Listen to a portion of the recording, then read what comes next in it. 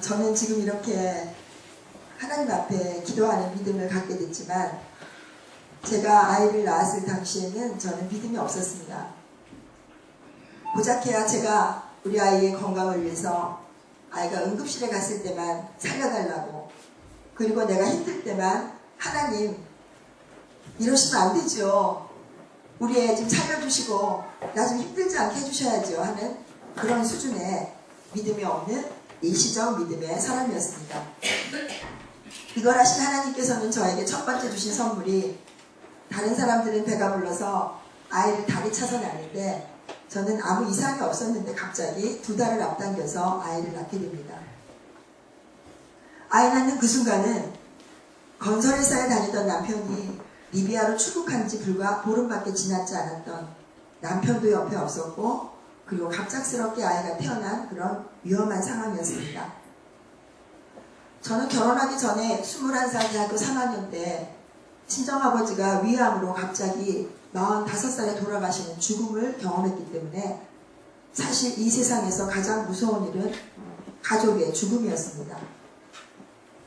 그런 저에게 의사가 산모도 위험하고 아이도 건강을 장담할 수 없다는 말은 정말 하늘이 무너져서 제가 하늘과 땅 사이에 딱 이렇게 압사가 될 정도로 그렇게 숨이 막히는 그런 두려움과 절망이었습니다. 저는 지금도 생생히 기억을 하는데 믿음 없는 저에게 하나님은 위로하셨습니다. 아이를 낳는데 의사 선생님, 간호사, 그리고 분명히 한 분이 더 계셨습니다. 제가 믿음이 별로 없었기 때문에 환상이나 또 말씀에 대해서 아는 게 없어서 저는 그 사실을 아주 오래도록 10년, 20년이 지나도록 사람들한테 이야기하지 않았지만 저는 그분이 흰옷을 입으신 예수님이셨던 것을 생생히 기억합니다. 아멘. 제가 다녔던 학교의 의과대학의 복도에 대학 시절에 저는 믿음이 없어서 그냥 지나치면서 봤었는데 아픈 사람 옆에 예수님이 서 계셨던 그 그림을 저는 실제로 제 아이를 낳는 그 순간에 보게 됩니다. 그러나 그런 체험이 있었다고 해서 사람이 믿음이 생기는 것은 아니었습니다. 일시적인 감정이나 일시적인 위로는 됐을지 모르지만 저에게 믿음은 여전히 먼 길이었습니다. 아이는 인큐베이터에 들어갔고 35일 동안 제 아들은 장이 이상하다, 폐가 이상하다, 아무래도 뇌성마비 증세가 있다는 기가 막힌 소리들을 듣곤 했습니다. 인큐베이터에 누워있던 다른 가정의 아이들, 1985년 당시만 해도 의학이 지금보다는 낙후되어 있었기 때문에 그렇게 미숙아로 태어난 아이들은 목숨을 잃는 일도 흔했습니다. 다른 아이들 중에 누군가는 하늘나라로 가는 것을 그 기간 중에 저는 보게 됩니다. 남편은 리비아에 근무 중이어서 전화 연락도 되지 않고, 그리고 카타피 정부가 사회주의 국가로 모든 것을 단절시킨 상태였기 때문에 인터넷도 없던 그 시절 제 남편과는 연락할 길이 없었습니다. 그래도 다행히 그 35일 동안의 기간 동안 저는 기도가 부족했지만 믿음으로 후원하시며 기도하시는 시부모님이 계셨고, 아버지의 죽음으로 45살의 위암으로 돌아가시기 직전에 병원에 떨어졌던 전도지 한 장을 통해서 예수님을 영접했던 저희 친정아버지, 그리고 저희들은 한 달 만에 장례식을 치르고 저희 가족이 처음으로 드렸던 예배는 우리 아버지의 장례 예배가 예배의 첫 경험이었는데, 그때 남편을 잃은 저희 친정엄마는 대학생인 저, 또 고등학생인 동생, 중학생인 동생, 이렇게 3남매를 데리고 교회를 나오고 계셨고, 그리고 우리 엄마께서는 이런 기도를 하셨던 것을 저는 기억합니다. 하나님, 저는 남편이 없어요. 하나님, 제 아들, 제 딸, 3남매는 아버지가 없어요. 하나님이 친히 이 아이들의 아버지가 되주시고, 그리고 나의 남편이 되주셔서 이 아이들 중학교도 마치게 해주시고, 고등학교도 마치게 해주시고, 대학교도 마치게 해주시고, 직장도 가게 해주시고, 결혼도 시켜달라는 그런 무능하기 짝이 없는 기도를 했던 걸 저는 기억합니다. 우리 엄마는 남편을 앞세웠던 경험이 있기 때문에 이제 처음 태어난 외손주가 사위도 해외 근무 중인데 혹시라도 자기 앞에서 생명을 잃게 될까봐 목숨을 걸고 기도하셨던 것 같습니다. 이렇게 시부모님의 기도와 그리고 믿음은 없지만 저랑 같은 날 교회에 나왔지만 친정엄마의 기도로 제 아들은 35일 만에 퇴원을 하게 됩니다. 사실 지금은 이렇게 믿음의 고백을 할 수 있는 믿음의 은혜를 받았지만 저는 그 당시에 하나님이 원망스럽기만 했습니다. 다른 친구들은 아이를 낳으면 건강한 아이를 낳던데 내가 뭘 잘못했다고. 나는 친정아버지도 일찍 돌아가셨는데 내가 뭘 잘못했다고. 우리 애기까지 이렇게 아프게 하시나 하는 원망과 불평이 제 목구멍까지 꾸역꾸역 차 있었습니다. 그럼에도 불구하고 제가 교회를 그만두지 않았던 이유는 단 한 가지였어요. 우리 친정엄마가 너무 불쌍해서. 우리 한번 따라 하시겠습니다. 엄마가 불쌍해서. 엄마가 불쌍해서. 엄마가 불쌍해서. 엄마가 불쌍해서. 여기서 많은 부모님들이 오해했던 사실을 하나 바꾸고 가셔야 돼요. 오늘 우리들은 엄마 아빠가 돈도 잘 벌고 지식도 많고 사회적 지위도 높고 아이를 뒷받침할 수 있는 경제력도 빵빵하고 이래야지 아이들이 잘 될 거라는 그런 잘못된 신념을 갖고 있어요. 그런데 한번 여러분의 어린 시절을 되돌려보세요. 내 아내도 모르고 내 남편도 모르고 우리 부모님도 모르고 나만 아는 그 죄의 순간들 있잖아요. 없으세요? 그때 그 곁길로 갔던 그 순간, 그 위험한 시간. 근데 그때 우리가 돌아올 수 있었던 것은 잘 생각해보면 엄마가 불쌍하고 아버지가 불쌍하고 할머니가 가엾고 할아버지가 불쌍하고 우리 가족들, 정말 변변치 못한 우리들의 가족들이 가엾어서 우리들이 엇가지 않고 돌아온 인생들이 얼마나 많은지 모릅니다. 우리가 지금은 이렇게 잘 살고 있어서 하늘 높은 줄 모르고 우리들의 턱이 교만해져서 우리들의 눈이 교만해져서 지금 하나님의 임박한 진노가 언제 임할지 모르는 지경에 처하도록 많은 풍성함과 은혜를 받았지만 불과 60년 전만 해도 이 땅은 전쟁의 폐허 속에서 전쟁 고아들이 울며 불며 먹을 것이 없어서 미군 부대 트럭이 지나가면 초콜릿을 달라고 껌을 달라고 뛰어다니는, 그렇게 뛰어다니는 세대가 바로 저희 세대입니다.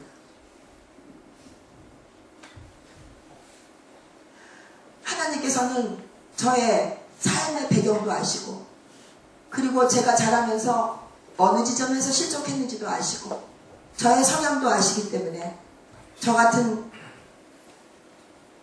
겉으로는 모범생인 것 같고 겉으로는 큰 말씀 안 부리는 것 같지만 속에는 비판하는 마음이 많고 억울한 마음이 많고 그리고 원망하는 마음이 많은 이런 성향의 저를 어떻게 훈련시켜야 되는지 정확히 알고 계셨습니다. 그때 만약에 저희 엄마가 경제적으로도 유능하고 남편을 앞세웠지만 이 세상을 살아갈 능력이 충만한 그런 여성이었다면 저는 어쩌면 교회 다니기를 그만두고 그리고 엄마와 대립하면서 그리고 내 뜻대로 내 인생을 살겠다고 엇갔을지도 모르는 그런 고집이 센 여학생이었습니다. 아무튼 이렇게 우리 엄마가 불쌍해서 꾸역꾸역 교회를 다녔고 저는 목사님이 7분밖에 안 계신 집안의 며느리가 되고 여러분 목사님이 굉장히 많으신 것 같아요. 7분밖에 안 계시다는데 별로 놀리지 않으세요. 우리 담임 목사님의 아버님도 목사님이신 걸 아는데 그래서 안 놀래시는 것 같아요. 제가 다 놀랬어요. 제가 너무 놀래갖고 그 다음 잊어버렸어요. 그래서 이제 목사님의 며느리가 되는 그런 일들을 겪게 되는데 아무튼 이렇게 믿음이 없는 상태에서 결혼을 해가지고 미숙아를 낳았으니 목사님이신 우리 시아버님과 우리 시어머님이 볼 때 셋째 며느리 저만 생각하면 얼마나 잠이 안 오시겠어요. 그쵸? 저는 정말 큰일을 했어요. 우리 부모님이 기도의 손을 늘어뜨리지 않도록 첫째 며느리, 둘째 며느리 다 믿음의 집안에서 왔거든요. 근데 믿음이 없는 셋째 며느리가 들어오니까 얼마나 긴장하시고 기도했을 거예요. 그쵸? 혹시 부모 속을 썩이거나 근심거리가 되시는 분들은 자긍심을 갖기를 주의를 부탁드립니다. 우리 가정이 사는 건 나 때문이야. 한번 여기다 이렇게 두 분씩 우리 가정이 사는 건 저 때문이에요. 네, 아멘, 아멘. 그렇게 우리들이 볼 때는 연약해 보이는 게 하나님이 보실 때는 바로 가장 큰 축복의 통로고, 우리들이 볼 때는 그것이 자랑거리로 보이는 게 하나님이 보실 때는 가장 수치거리고, 그것이 바로 재앙의 시작이라는 것을 우리는 너무나 믿음의 말씀을 통해서 배우고 있습니다. 저는 그런 걸 몰랐을 때 하나님의 은혜 가운데 엄마가 불쌍해서 교회를 꾸역꾸역 다녔고, 그리고 목사님의 며느리가 됐지만 여전히 저에게는 믿음이 없었고, 그것도 모자라서 미숙아를 낳고 우리 아이가 퇴원을 했지만 저는 여전히 아이를 위해서 기도해야 될 필요성도 느끼지 못했을 뿐만 아니라, 제가 우리 아버지를 살려달라고 기도했을 때 한 달 동안 못하는 기도지만 했지만 그 기도를 들어주시지 않은 매정하신 하나님을 믿을 수가 없었습니다. 하나님 죄송해요. 나의 생각은 너의 생각과 다르다고 하신 그 말씀을 나중에 성경에서 보고, 그때 아버지 마음이 꼭 그래야만 했던 것을 알고 오히려 제가 죄송했지만 그 당시에는 아무튼 저는 하나님이 원망스러웠습니다. 이 중에 저처럼 기도를 한 달씩이나 하는데 응답받지 못해서 하나님하고 삐져계신 분이 계시다면 예수 그리스도의 이름으로 그 마음에 묶인 것들을 땅에서 풀으시고 하늘에서도 풀리는 은혜를 받으시기를 부탁드립니다. 아멘. 하나님께서는 이제 그 목사님이시고 사모님이신 저희 시부모님을 우리 아들이 태어나는 날 저희 집으로 보내주셨습니다. 그런데 감사한 것은 우리 아버님 어머님은 비록 제가 결혼하고자 할 때는 어머님이 저를 믿음이 없다고 반대하셨지만 저를 며느리로 맞이하신 후에는 정말로 제가 생각하기에 한 번도 저를 못마땅해 하지 않은 게 분명했습니다. 우리들의 강아지나 고양이도 우리가 그들을 이뻐하는지 못마땅해 하는지 알죠. 마찬가지로 우리들은 우리 부모님이 굳이 말하지 않은 것도 눈길 하나만 봐도 우리는 우리를 어떻게 생각하는지 알 수 있습니다. 우리 부모님은 자칫하면 제가 목사님 며느리가 돼서 오히려 신앙을 갖지 못할 위험에 처했는데, 이 말씀은 곧 우리들이 신앙생활을 할 때는 대내용과 대내용이 굉장히 다른 경우가 많아요. 이해가 안 가세요? 우리들이 신앙생활을 할 때는 교회에서 쓰는 말투와 언행과 대내용, 집안 식구들끼리 하는 말과 태도와, 그리고 또 자녀한테 하는 태도와, 이런 것들이 굉장히 차이가 있는 경우가 있다는 말씀입니다. 그래서 제가 아는 어떤 분 중에는 그런 위선적인 교회 생활을 하는 부모님이나 시부모님 때문에 오히려 그나마 있던 짧은 믿음도 실족하여 교회를 떠난 젊은이들이 있는 걸 저는 보게 됩니다. 다음 세대를 위해서 기도하고 그들을 섬기고 말씀으로 가르쳐도 이들이 예수를 믿을까 말까 한 이 악한 세상인데, 작은 사람 하나, 우리들의 자녀 한 명을, 소자 하나를 실족해 해서 그들을 하나님으로부터 멀어지게 한다면, 저와 여러분은 아무리 신앙생활을 잘했다고 다른 사람이 칭찬한다 할지라도 연자매 또래 달아서 깊은 물속으로 들어갈지도 모른다는 게 주님의 말씀이지 않습니까? 다행히 우리 부모님은 단 한 번도 믿음이 없는 며느리가 들어와서 재수가 없어서 미수가 손자를 낳고, 믿음이 없는 며느리가 들어와서 재수가 없어서 우리 집안에 우환이 꼈다고 생각도 안 하셨던 게 분명했어요. 할렐루야. 아멘. 그리고 저희 아버님은, 우리 친정아버지는 21년밖에 아버지 노릇을 못하고 45살에 돌아가셨지만, 우리 시아버님은 저를 처음 사귀었는데 만났던 그날 저를 보자마자 그동안 내가 너를 위해서 기도해야 한다 하시는 믿지 못할 말씀을 하셨죠. 정말 말이 되냐고요. 그치, 오늘 처음 만났는데. 그러나 제가 훗날 믿음을 갖게 되면서 우리 아버님이 본 적도 없는 나를 위해서 정말 기도하셨다는 사실을 믿게 됩니다. 아멘. 그 아버님께서 태어난 날 오셔서 두 가지를 당부하신 게, 사실은 제가 오늘날 책까지 내고 제가 우리 아버님한테 배우고 제가 섬기던 교회 목사님께 배웠던 일들을 저는 말 안 듣고 고생하고 응급실에 아이가 불려가야만 그때 겨우 하나님 앞에 회개하고, 또 하나님이 낫게 해주시면 하나님 모른 척하고, 그렇게 반복해서 7년, 10년, 15년 그렇게 살았던 그런 악한 모습을, 얘야 너는 가서 전해서 그런 엄마 아빠가 쓸데없는 인생에 낭비하지 않도록 네가 가서 혼난 얘기 좀 가서 적나라하게 전하라고 저를 여기에 세우셨다고 저는 믿습니다. 그러니까 이 시간 조셔야 돼요. 딴 생각하셔야 돼요.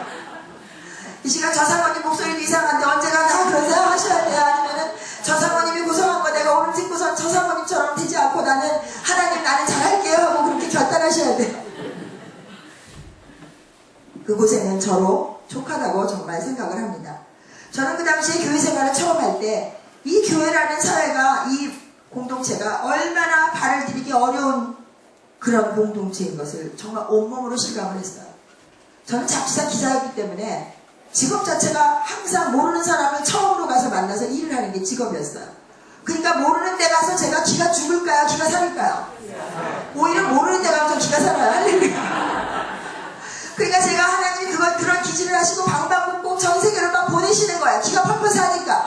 근데 저는 우리 하나교회만 들어가면 그냥 기가 죽어서 들어가요. 사람은 알면 알수록 너무나 까다롭고 그 중에서 여성들은 왜 이렇게 어려운지 모르겠어요.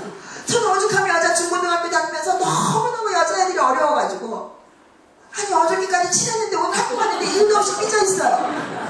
그 왜 삐졌는지 이해를 못하는 거예요. 저는 남자 동생들하고만 자라고 여자가 귀한 집안에 자라갖고 제가 겉모습만 여자지 남성의 언어를 굉장히 많이 습득한 그런 청소년기를 지냈어요.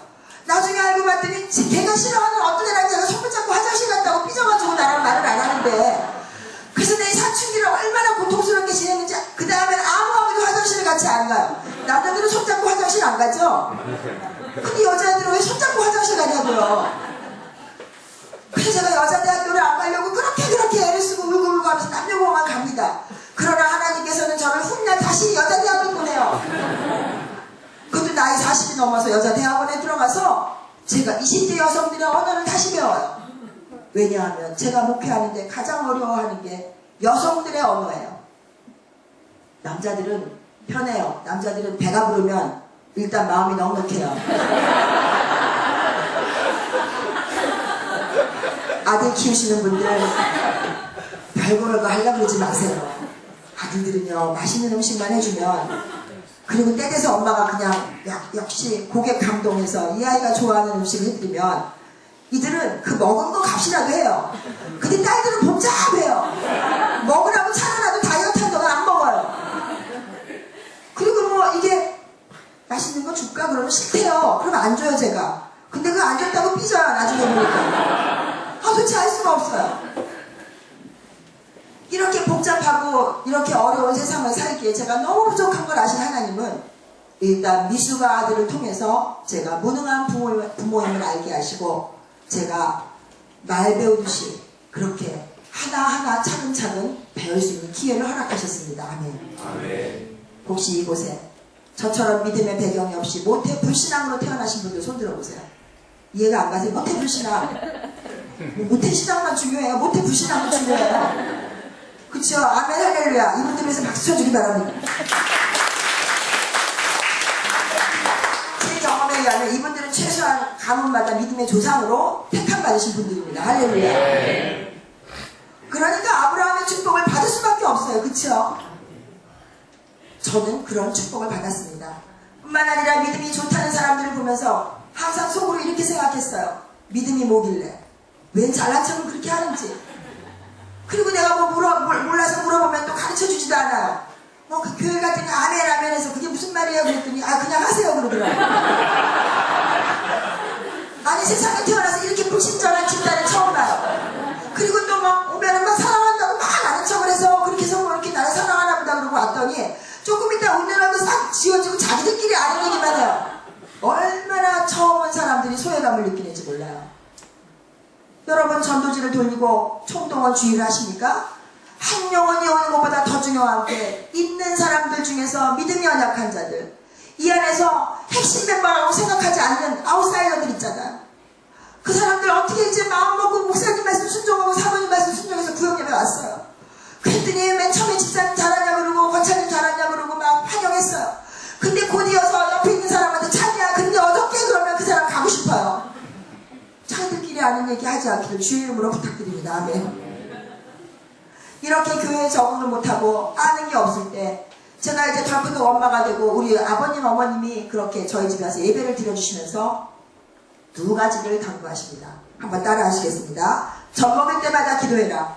먹일 때마다 기도해라. 젖 먹을 때마다 기도해라. 젖 먹일 때마다 기도해라. 욕심 부리지 말아라. 욕심 부리지 마라. 욕심 부리지 말아라. 욕심 부리지 마라. 정량대로 먹여라. 정량대로 먹여라. 제 아들은 1.8kg로 태어나서 미숙아로 지금 60cc도 못 먹는 아이인데 우리 아버님이 이상한 이야기를 하신 거예요. 과식시키지 말라는 소리까지 하셨어요. 지금 60cc도 못 먹는 애가 과식한 일이에요. 그것도 못 먹어서 지금 애가 다른데. 나중에 되돌아 생각하니 저는 그 당시에 엄마로서 준비된 게 우리 아이가 퇴원만 하면 잘 먹이고 많이 먹여서 무럭무럭 키워서 근수가 많이 나가게 해서 때가 되면 팔아먹으려고 그렇게 생각하는 수준의 엄마였어요. 근데 실제로 제가 우스갯소리를 한 게 아니라 여러분과 제가 우리 아이들을 아직 준비도 안 됐는데 영어 교육으로 내몰아요. 나는 영어 안 했으니까 너는 한국 살아야 된다. 아이의 적성을 무시하고 아이의 호기심을 무시하고 아이가 배울 준비가 됐는지 안 했는지 아이가 무슨 고민을 갖고 있는지 그런 건 관심 없고 오직 이 아이들에게 지식을 쌓고 그리고 학원으로 내몰고 그리고 이 아이는 엄마 아빠가 필요한데 아이들은 엄마랑 아빠랑 함께 있는 시간이 필요한 어린 시절에 돈 번다고 뛰어나가고 이 아이는 너무나 외로웠고 이런 아이들의 상황은 전혀 이해하지 못한 채 뭐예요? 나중에 연봉 높은 사람으로 키워서 팔아먹으려고. 마찬가지 아닌가요? 결국 돈 때문이었어요. 결국 우리들의 탐심이 자식을 낳쳤고 결국 우리들의 탐심이 성경에 기록된 우상숭배임을 저는 훗날 알게 됩니다. 하나님은 이런 기질이 다분한 저를 아시고 애초부터 언감생심 욕심도 부릴 수 없게 너는 네 아들 건강한 것만 해도 감지덕지해라 그렇게 말씀하시는 것 같았어요. 인큐베이터에 있던 다른 아이들이 죽은 걸 저는 많이 봤기 때문에 이 아이가 집에 돌아온 것만 해도 너무나 신기한 축복이었어요. 여러분 혹시 자녀가 공부 안 해서 왼수 같아서 저 왼수를 어떻게 하면 내가 오늘이라도 이 말씀을 듣고 어떻게 해서 해결해 볼까 하는 그런 마음으로 오셨습니까? 여러분 만약에 자녀가 공부를 안 해서 원수 같다면 저는 한 가지 축복은 여러분이 확실히 받은 걸 알게 됩니다. 그 아이는 너무 건강해서 공부를 안 하는 거예요.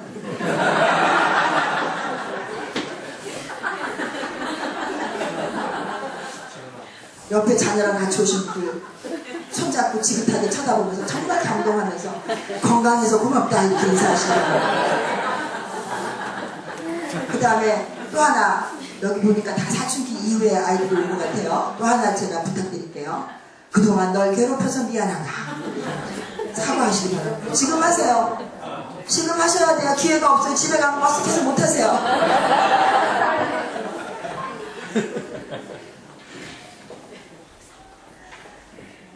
이렇게 아이의 존재 자체만으로도 저는 감사할 수밖에 없는 그런 조건으로 7년을 지내게 됩니다. 오늘 읽은 본문 말씀은 우리 아버님이 젖 먹을 때마다 기도하라 그래서 교회 다니는 엄마들은 도대체 애를 어떻게 키우는지에 대한 질문을 갖게 되고 그런데 하루 종일 기도를 할 수도 없잖아요. 그렇죠? 그리고 신생아는 하루에 젖을 몇 번 먹어요. 그렇죠. 시도 때도 없이 먹죠. 근데 만약에 우리 아버님 목사님이시기 때문에 너 데살로니가 전서에 쉬지 말고 기도하라는 말씀이 있는데 너는 이제부터 목사님의 며느리가 됐으니 가문에 먹칠을 해서는 안 된다. 이제부터 너는 쉬지 말고 기도해라. 그래서 제가 했을까요? 못했을까요? 전혀 못해요. 저는 그 얘기를 빤히 말똥말똥 쳐다보면서 그랬을 거예요. 겉으로는 뭐 그런 척 할지 모르지만 그건 목사님이신 아버님이 하시죠. 그러나 우리 지혜로우신 아버님을 통하여 하나님은 제가 모태불신앙으로 태어나서 본 것도 없고 배운 것도 없고 주일학교도 안 다녀보고 아는 게 아무것도 없는 무지몽매한 저를 그래도 명색이 엄마니 젖 먹일 때마다 기도할 수 있는 아주 기본의 기본 걸음마 ABC부터 시작하게 하셨습니다. 저는 우리 아버님을 존경했기 때문에 처음에 저를 만났을 때부터 저를 환영하셨고 그동안 내가 너를 위해서 기도해왔다는 믿지 못할 말씀을 하셨지만 저는 아버지가 없고 남편의 아버지가 계신 것만이 너무너무 감사해서 그 아버지가 하신 말씀을 마음에 새기고 정말 그렇게 해보려고 노력하다 순교할 뻔했어요. 너무 힘들었어요. 아니 이게 무슨 뭐 따라 해보려니까 너무너무 힘든 거잖아요. 우리 자녀들이 왜 PC방 가는 줄 아세요? 걔네들도 다 책상 정리하고 가방 정리하고 공부해보려고 앉아있었는데 맨날 엄마 아빠가 돈 때문에 싸우고 시끄러워서 이 집구석에 있을 수가 없는 거예요. 또 어때요?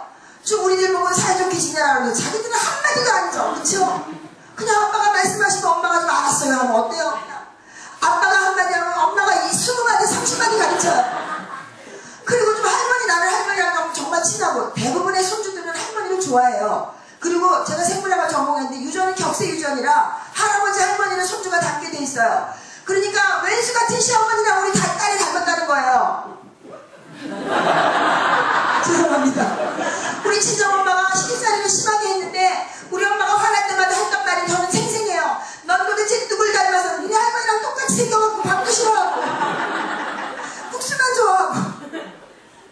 근데 저는 어린 시절에 내가 우리 할머니를 얼마나 좋아했는데요. 아이들은 할머니를 좋아해요. 할머니 할아버지는 마음이 너그러워요. 할머니 할아버지는 공부하라고 안 그래요. 할머니 할아버지는 내 편이에요. 그러니까 좋아해요. 그런데 지금 세상 문화가 10월 되면 시금치도 안 먹고 아버지 정말 자기 아들 집에는 1년 전에 예약해도 갈 수가 없고 이번 명절에나 볼래나 했더니 또 무슨 뭐 해외여행을 간대나 만대나 하면서 아주 그냥 무성생식으로 각자 태어났으면 좋겠어요. 부모 없이. 무슨 말인지 알겠어요. 부모 없이 세포분열을 하셔갖고 그냥 태어나시란 말이에요. 그렇게 부모가 싫으면. 그런데 다행히 하나님께서 저는 할아버지 할머니 밑에서 자랐던 대가족의 경험이 있었고 남편의 아버지가 살아있다는 사실이 그렇게 든든하고 감사할 수가 없었습니다. 아멘 할렐루야. 여러분 주님의 복을 받기 원하십니까? 부모된 여러분이 먼저 여러분에게 주어진 부모님 가난하고 돈 없고 그리고 유산 남겨준 거 없고 그리고 때로는 몰상식하고 심지어 믿음이 없는 부모라 할지라도 하나님은 그 부모에게 공경할 때 주 안에서 공경할 때 저와 여러분이 땅에서 잘되고 장수하는 축복을 주셨다는 걸 기억하시기 바랍니다. 우리 아버님은 시골교회 목사님으로 별명이 풀목사님이셨어요. 제가 결혼해서 보니까 우리 시숙이 3살 무렵에 다른 목사님이 우리 아버님 댁에 방문했더니 우리 시숙이 시아주머님이 3살짜리가 도배 쓰려고 쑤어놓은 풀을 먹었대요. 먹을 게 없어서. 우리 어머님은 시어머님, 사모님이신데 그리스도 안에서 건강한 자긍심이 있으셨어요. 그러니까 쌀이 없는데 혹시 성도들이 목사님 가정에 쌀이 없어서 그렇게 6.25 끝나고 얼마나 다 살기 어려운 시절이니 혹시라도 마음에 상함을 받을까 우리 어머님이 눈이 오는 겨울에 흰 눈을 갖다가 가마솥에 퍼놓고 군불을 떼서 굴뚝으로 연기가 나가게 했다는 소식도 들었어요. 이거보다 가난하신 분은 여기 안 계시잖아요. 그렇게 가난했는데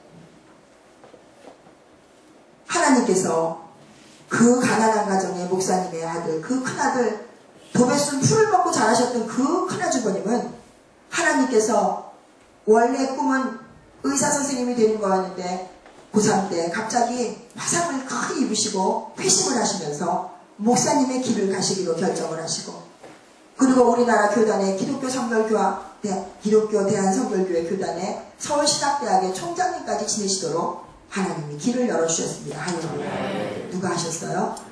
하나님이 하셨죠. 그런가 하면 우리 아주버님 그 바로 밑에 있는 둘째 아주버님은 공부하기를 싫어하셨던 것 같아요. 부모님이 같이 낳았지만 우리 시어머니 시아버지는 아이를 10명밖에 안 낳으셨어요.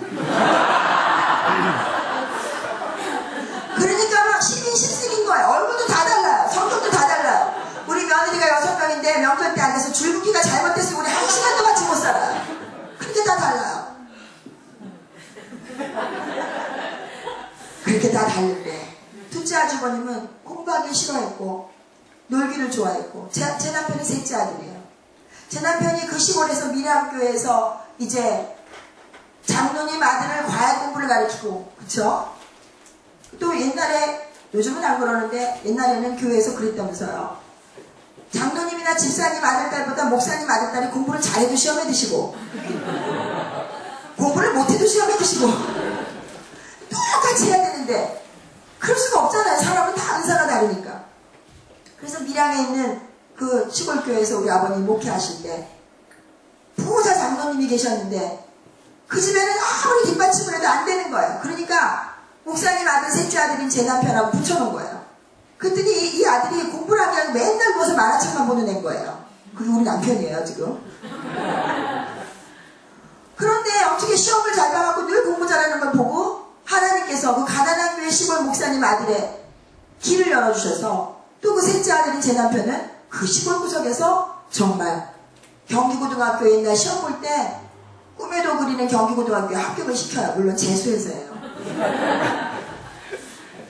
이렇게 천차만별의 우리 시댁의 구성원들을 저는 바라보면서 하나님을 믿는다고 해서 다 똑같이 잘 되거나 하나님을 믿기 때문에 인생이 잘못 풀리지 않는다는 것을 보게 됐어요. 10명 중에 2명은 아주 어린 나이에 질병으로 사망을 하셨고, 그리고 남은 아들 6명 중에 1명은 그렇게 본인이 공부하기를 싫어할 뿐만 아니라, 그리고 본인이 의지가 없고 또 계속해서 뭔가 힘든 일을 극복해 나가는 걸 싫어하다 보니까 부모님이 아무리 축복하고 기도해줘도 길이 안 열리는 거예요. 그런 여러 가지 인생들을 바라보면서 예수를 믿는다는 것은, 하나님을 믿는다는 것은 하나님의 은혜가 임해야 되지만 본인이 해야 될 일도 있다는 것을 저는 알게 됐습니다. 그러니 힘은 들지만 젖 먹을 때마다 기도하라는 것을 어떻게 해서든 지켜보려고 안간힘을 쓰는데, 나중에는 공부하기 싫은 아이들이 책상에 앉아있으면 막 신물이 나요. 그쵸? 그러면 몸이 어지럽고 배가 고프고 왜 이렇게 화장실을 자주 가고 싶어요? 그리고 들어갔는데 또 왜 이렇게 목은 말라요? 엄마가 도끼는 흙뜨고 거실에 앉아있다가 봤더니 5분밖에 안 지났는데 얘가 나와서 너 어디 가니 그랬더니 목 말라서요. 그리고 물 마시고 들어갔어요. 또 엄마가 막 심장을 누르면서 앉아있어요. 또 5분 있다가 얘가 또 튀어나와요. 너 어디 가니? 화장실 가요. 5분 간격으로 화장실 가고 물 먹는 일을 그렇게 반복하는 것처럼 저는 습관이 안 되고 훈련이 안 됐기 때문에 기도를 할 수가 없었습니다.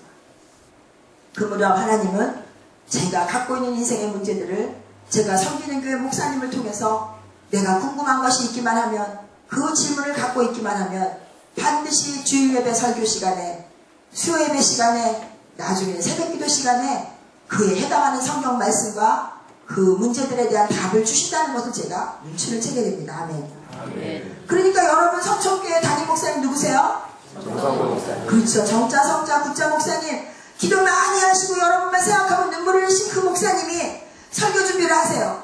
그러면 디모데후서 3장 16절에 있는 대로 모든 성경은 하나님의 감동으로 된 것으로 교훈과 책망과 바르게 함과 의로 교육하기 유익한데, 이것은 하나님의 사람으로 온전하게 되고 모든 선한 일 행할 능력을 갖추게 하시기 위해서 주셨잖아요.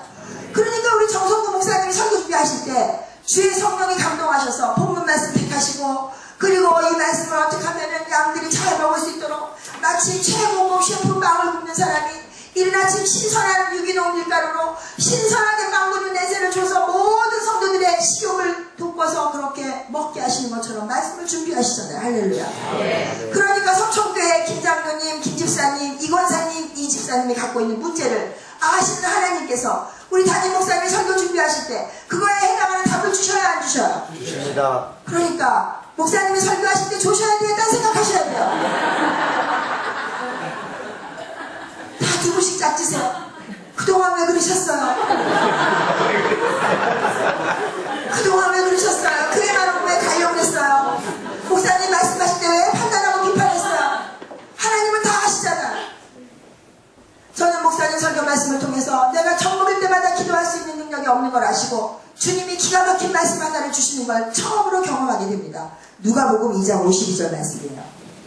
우리 한번 펴서 누가복음 2장 52절 말씀을 큰 소리로 읽겠습니다.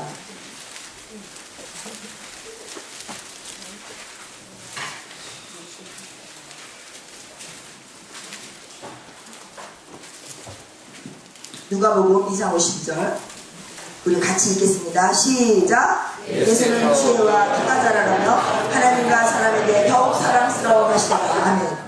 저는 지금 고민이 뭐예요? 미숙아로 태어난 제 아들이 어떻게 하면 건강해질까? 어떻게 하면 몸무게가 많이 나갈까? 저는 신생아 때 또 아이가 어렸을 때 소아과에 가면 제일 싫은 엄마가 있었어요.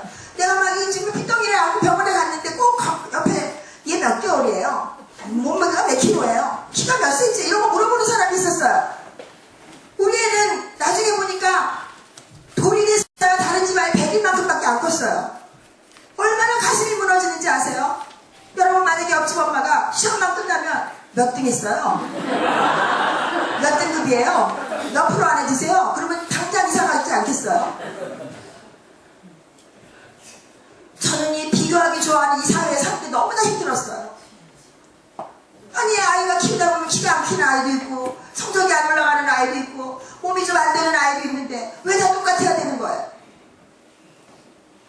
저는 제가 사춘기 때 생생히 기억해요. 내가 질문했는데 선생님이 그걸 친절하게 안 가르쳐 주시고 그리고 다른 애하고 비교하고 그리고 우리 엄마도 내가 열심히 공부해서 97점 맞아가면 이래 만에 100점 맞은 애 몇 명이나 그래가지고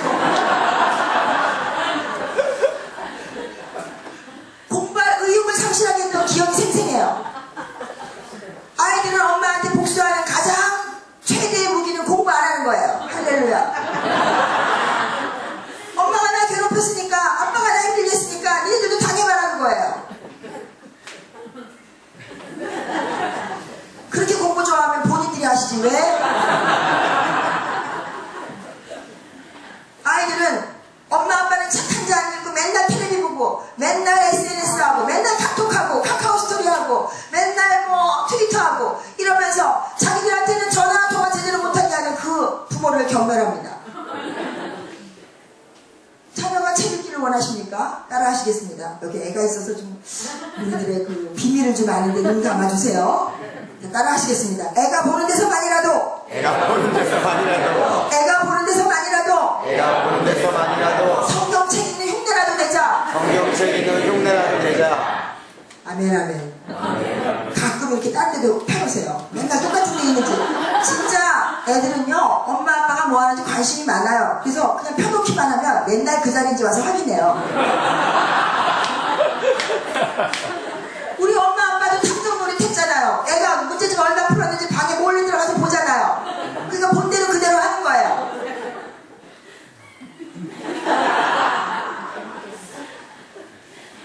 강의하는 중에 이렇게 전 세대가 같이 앉아있는 강의가 사실 제일 조심스러워요.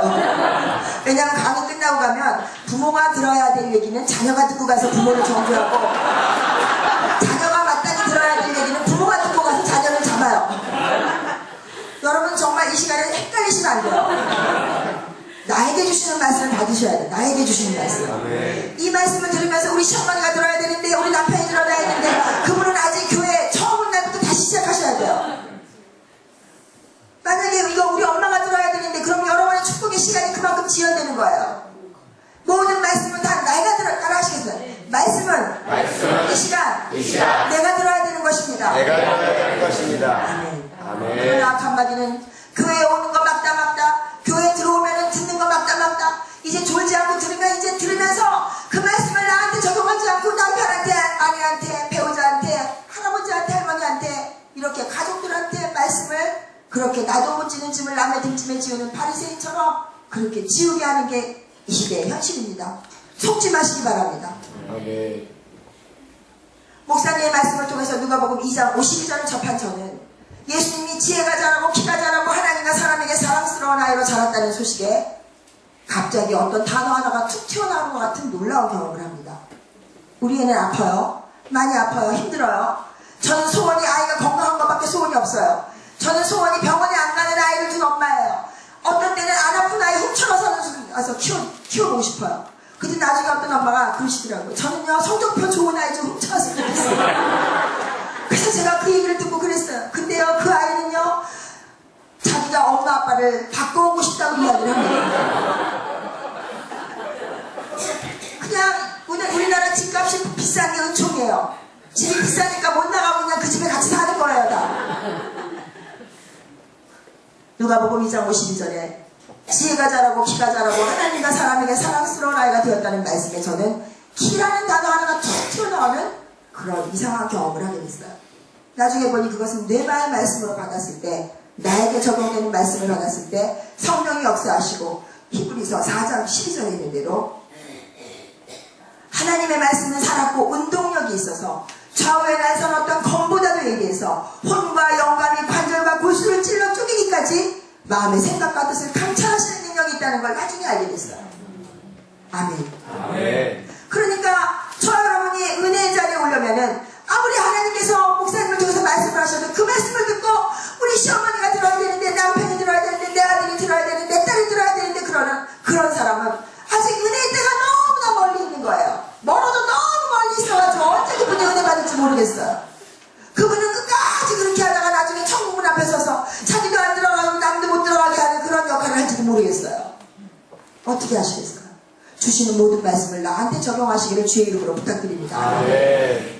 저는 그걸 몰랐을 때 하나님이 배우에서 기도해 주시는 부모님, 배우에서 나를 위해서 기도해 주시는 우리 담임 목사님, 이준표 목사님, 배우에서 나를 위해서 기도해 주는 구역장, 수많은 사람들의 기도로 저는 몰랐지만 제가 말씀을 가지고 붙들고 기도할 수 있는 그런 은혜를 받게 됩니다. 아멘 할렐루야. 아멘. 저는 이렇게 기도했어요. 하나님은 또 누구시고 예수님은 또 누구신지도 몰랐을 때예요. 아니 전에 우리 엄마가 다닐 때 보니까 부처님 한 분만 계시던데 교회는 뭐 하나님도 계시고 예수님도 계시고 복잡해요. 근데 그 하나님이 예수님을 독생자 외아들로 주셨다고 해서 나랑 똑같네. 나도 외아들이 있는데. 감히 하나님과 내가 똑같네 하고 생각을 합니다. 자, 이렇게 우리 자녀들은, 저처럼 믿음 없는 사람들은 동질감을 느낄 때 마음이 열려요. 마음의 빗장이 열려요. 그러니까 만약에 40살의 과부가 되신 댁에 문상을 가는데 40살 그 동갑내기 어떤 부부가, 금실 좋은 부부가 손붙잡고 문상 가면 위로가 돼야 안 돼요? 염장을 지르는 일이에요. 그쵸? 위로가 안 돼요. 오히려 30살의 청산가부 되신 분이 주의 은혜로 내가 이 아이들을 키우고 하나님이 보호하셔서 엄마 아빠가 같이 키운 아이보다 더 하나님의 은혜로 이렇게 보호받은 것을 보고 그렇게 사는 삶이 있다면 그분이 그냥 옆에 앉아있는 것만 해도 위로가 되잖아요. 할렐루야. 아멘. 이제 저는 외아들이신 예수 그리스도가 100% 사람이시고 100% 하나님이시라는 사실, 그 사실을 제가 잘 믿어지진 않지만 그 예수님이 12살 시절에 이렇게 지혜가 자라고 키가 자라고 하나님과 사람에게 사랑스러운 아이로 자랐다 하시니, 하나님 언제까지 내 아들이 그렇게 건강을 유지해서 내 옆에 아들로 자라줄지는 아무도 장담할 수 없지만 하나님 내 아들 예수님처럼 그렇게 키워주세요. 이렇게 기도합니다. 따라 하시겠습니다. 하나님 아버지, 우리 여러분 자녀 이름 다 대시고 여기 젊은 청년들은 본인의 이름을 대세요. 시작. 우리 누구누구 시작. 우리 스모도 예수님처럼 지혜가 자라고 키가 자라고 하나님과 사람에게 사랑스러운 아이로 자라도록 도와주세요. 예수님의 이름으로 기도합니다. 아멘. 여러분 기도 한번 하시면 기도 제목 하나 놓고 한 15년씩 기도하시죠? 안 하세요? 한 15분 하시다 마세요? 15분 한 기도를 즉시 응답도 하시지만 하나님은 15년 아니 30년 어떤 기도는 우리들의 생명이 다 하는 날까지, 아니 살아생전에 응답받지 못하는 기도까지 다 시키시는 하나님이셨습니다. 아멘.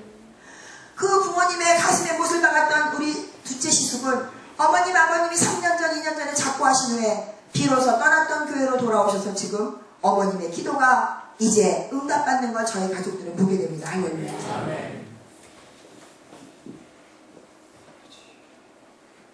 그렇게 한 15년을 기도한 어느 날 보니까 제 아들 미숙아로 태어난 아들 7살이 될 때까지 전신마취 수술을 2번 합니다. 그리고 7시간 동안 잃어버렸습니다. 책을 읽으신 분들은 알겠지만 사고도 많이 겪었어요. 그리고 열이 나면 반드시 그게 그냥 나중에 뇌성마비 진단까지 가는 거예요. 응급실에 가서 의사 선생님 붙잡으면서 울었던 게 한두 번이 아니에요. 병실 없다 그래서 나중에는 제가 울면서 선생님 친척이라 그러고 입원시켜주세요. 그랬더니 나중에 수간호사가 와서 원장님하고 어떻게 과장님하고 어떤 친척 사이냐면 잘 아는 사이라고 그랬어. 그 정도로 병원 생활을 너무너무 많이 하니까 우리 아들은 처음으로 배운 알파벳이 CMC 무슨 병원 이게 옷에 써있는 알파벳 있잖아요. ABC를 배운 게 아니고. 그럴 정도로 그렇게 병치를 했는데 15년이 지난 후에 그 기도의 응답을 보니까 1.8kg였던 제 아들이 30cm, 40cm밖에 안 됐던 미수가 제 아들이 중학교 2학년이 되자 184cm, 군대 들어갈 때 신검할 때 보니까 187cm. 우리 아들이 드디어 저한테 주문을 합니다. 엄마 그 기도 이제 그만하세요. 엄마 내가 지금도 계속 잘하고 있어요. 그만하세요. 그만! 그러면서 내가 계속 크면 나중에 장가 가야 되는데 우리 셋이가 침대도 사와야 되는데 어떻게 하면 좋냐고. 제 아들은 병치레를 많이 했기 때문에 이 세상에 있는 수많은 물건 중에 이불하고 벽에 애착이 굉장히 심해요.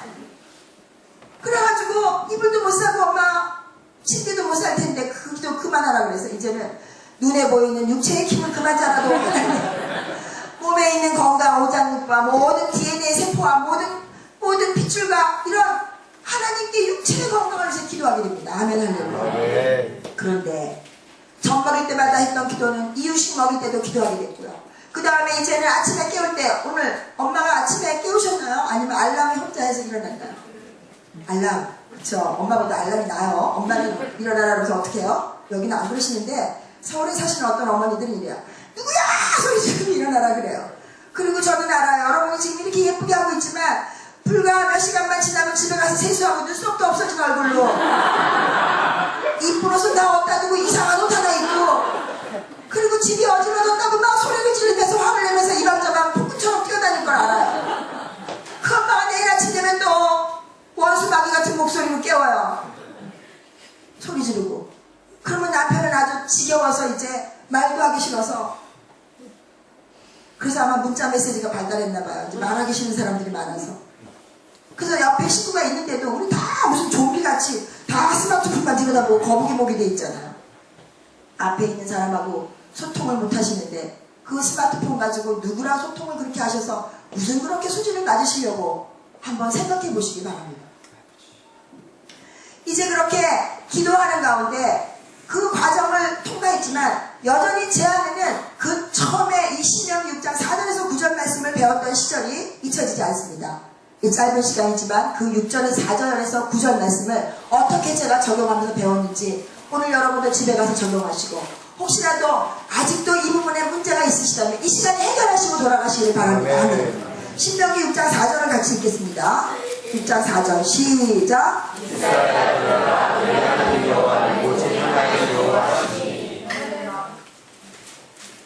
아멘. 6장 4절만 읽으세요. 저는 이과생이기 때문에 뜻을 모르면 진도가 안 나가요. 근데 문과생들은 어때요? 뜻을 몰라도 한 권을 다 읽어요. 여러분 자녀 중에도 두 종류가 있어요. 문제의 뜻을 모르는데 한 권을 다 풀어치우는 애가 있는가 하면 문제의 뜻을 모르면 한 문제도 진행이 안 되는 아이들이 있어요. 그 아이들은 틀린 게 아니고 서로 기질이 다른 거예요. 그래서 그 한 문제도 진도가 안 나가는 아이들은 그 막힌 데서 누군가가 친절하게 모르는 걸 알 때까지 그렇게 설명해주는 선생님이나 선배가 있어야 돼요. 그러나 전체적인 그 독해를 할 수 있고 몰라도 전체 이해를 통해서 하는 문과의 기질이 많은 사람들은 모르는 걸 또 너무 꼬치꼬치 묻는 걸 싫어해요. 그쵸? 기질이 달라요. 근데 저는 모르는 게 있으면 넘어가지 않는, 그래서 이 세상에 제일 좋아했던 과목이 수학이었던. 수학은 답이 있잖아요. 나는 국어를 어렸을 땐 잘했는데 점점 크면서 모르겠더라고요. 출제자하고 나하고 의도가 너무 달라요. 그래서 제가 원래는 문과생이었는데 수학을 좋아하게 됐어요. 답이 딱딱 떨어지니까 속이 시원한 거예요. 그리고 제가 과학을 하고 생물학을 전공한 것은 사춘기를 지나면서 아까 말한 대로 사람들한테 실물이 나서 사람을 연구하지 않는 과목이 뭔가 했더니 생물학이에요. 생물에는 뭐 인간이 없더라고요. 그래서 동물하고 식물을 공부하려고 갔다가 이제는 사람만 대해야 되는 사모님이 됐어요. 주요. 인생이 파출소 피해가면 경찰서 만나요. 그러니까 피해 다니시지 마시고 그냥 지금 주신 문제 말씀을 붙잡고 주신 목사님 말씀의 설교를 들으면서 답을 찾으시기를 주의 이름으로 부탁드립니다. 아멘. 6장 4절을 가지고 저는 끌탕을 했어요. 첫 번째 이스라엘아 들으라 그랬는데 벌써 삐졌어요. 제가. 아니 난 한국 사람인데 뭐 하나님은 사랑이시라면서 무슨 이스라엘아 들으라는 거야. 도대체 이스라엘이 무슨 나랑 무슨 상관이야. 이런 생각을 실제로 이 중에서도 하시는 분이 두 분 계세요. 그래서 마음이 힘들었어요. 근데 6장 4절부터 9절까지 읽어보니까 아 이거는 이스라엘아 들으라를 이렇게 해석하면 틀리는 거야. 따라 하시겠습니다. 부모들아 들으라. 부모들아 들으라. 부모들아 들으라. 부모들아 들으라. 예수님 믿는 부모들아 들으라. 예수 믿는 부모들아 들으라. 아멘. 그래서 이스라엘아 들으라. 뭘 듣나 했더니 뭘 들으래요? 그 다음 읽어보세요. 시작. 내 하나님 여호와는 오직 하나님 여호와시니. 아멘 하고 지금은 저는 그렇게 믿습니다. 동의합니다. 하지만 저는 아니 우리 하나님 여호와가 무슨 오직 여호와 유일한 여호와시고 이런 게 안 믿어졌어요. 제가 생물학을 했다 그랬잖아요. 생물과는 진화론이 그 과목의 기본 베이스를 깔고 있어요. 그러니까 저는 성경책을 읽을 때 제일 걸림돌이 됐던 게 창세기 1장부터 3장까지예요. 말이 되냐고요. 저는 찰스 다윈의 진화론이 훨씬 더 이성적이고 과학적이라고 생각했던 과학주의자였어요. 그런데 하나님이 무슨 유일한 여호와시고 창조하신 하나님이시고 또 말이 되냐고 사람을 흙으로 만들었다는데 흙으로 만든 사람한테 생기를 불어넣으니 생명이 됐다는데 그리고 또 남자는 흙으로 만들었는데 왜 또 여자는 보차에 나 뼈로 만드냐고요. 재질이 달라요. 재질이. 아들하고 딸하고 달라요. 남편은 그러니까 죽을 때까지 아내가 이해가 안 가요. 그러나 아내도 죽을 때까지 흙으로 만드신 남편이 이해가 안 갑니다. 아들은 10살 아들이나 20살 아들이나 30살 남편이나 40살 남편이나 60살 남편이나 도대체 눈치가 없어요. 그런데 딸은 6살만 돼도 여우같이 집안일을 다 알아. 3살만 돼도 집안 돌아가는 걸 너무너무 잘하는데 아들은 30살이 돼도 집안 돌아가는 걸 몰라요. 왜요? 재질이 달라요. 흙으로 만든 분과 갈비뼈, 뼈로 만든 본차이나로 만든 여성은 재질이 달라요. 그러니까 사용법도 달라요. 사용법이 다르니까 매뉴얼이 다른 거야. 그렇죠? 그런데 저는 이렇게 흙으로 사람을 만들었다는 사실을 믿을 수 없을 뿐만 아니라 우리나라에는 단군 신화가 있듯이 얘네들은 창조 신화가 있나 보다. 이거는 정말 도저히 믿을 수 없는 일이다. 이스라엘에 무슨 이렇게 하나님을 흙으로 만들고 우리나라에 있는 단군 신화처럼 곰이 사람이 된 것처럼 있나 보다 이렇게 생각을 했어요. 그런데 하나님은 저의 상태를 아시고 제 상황 가운데 찾아오셨습니다. 그날도 제 아들이 너무 많이 아파서 응급실에 가느냐 마느냐 울고불고 있는데 남편은 해외 근무 중이고 도대체 내 남편은 애 낳을 때도 없더니 애가 아플 때도 항상 없고 도대체 약을 쓰려도 도대체 도움이 안 되는 남편이었어요. 주여. 남편들은 결정적인 순간에 안 계시기가 쉽습니다. 그러나 결정적인 순간에 하나님은 우리와 함께 하십니다. 할렐루야. 그러나 아내들도 마찬가지입니다. 일생에 도움이 안 될 때가 너무나 많습니다. 남편에게 위로가 필요할 때 우리는 그 상처에다 식초를 붓고 소다를 붓는 그런 독서를 하는 아내이기가 쉽습니다. 이제 그날 제 아들이 아파서 울고불고 또 동네 병원에서 안 돼서 이제 종합병원을 가야 되나 병원 응급실도 한 번에 가가지고 이력이 난 거예요. 근데 이상하게 집안에는 인생에는 나쁜 일이 생기면 종합선물세트로 그 다음 나쁜 일이 또 생겨 하면서 그렇게 계속 나쁜 일들이 겹쳐 들어오지 않습니까? 우리 아들이 아파서 막 그러는데 또 그날 왜 가전제품 고장 나오면 속을 새기냐고요. 그쵸? 그러니까 그 고장 났던 거 그냥 뒀다가 AS 기사가 온 거야. 또 그 사람 빨리빨리 왔어요. 근데 고치는 모습을 물끄러미 보고 있는데 제 마음 가운데 이런 생각이 듭니다. 내가 말은 엄마라고 하지만 내 아이를 만든 건 아니잖아요. 내가 이 아이를 디자인한 것도 아니잖아요.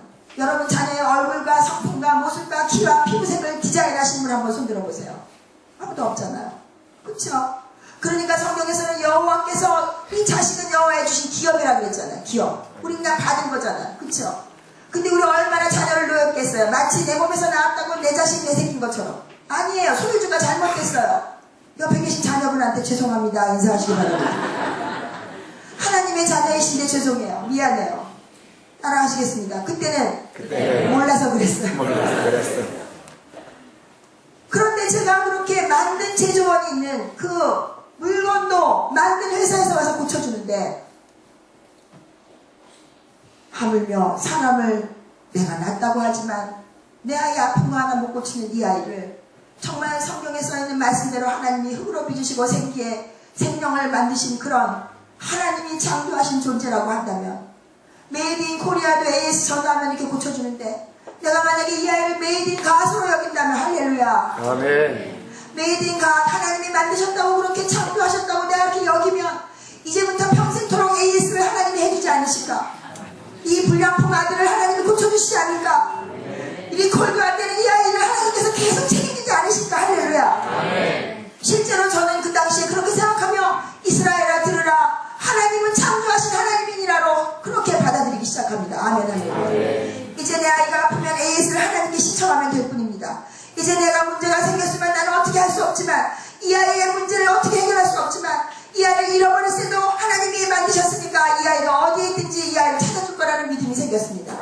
그러나 문제는 저는 그런 모든 것들이 상황 가운데 항상 일시적인 믿음이었어요.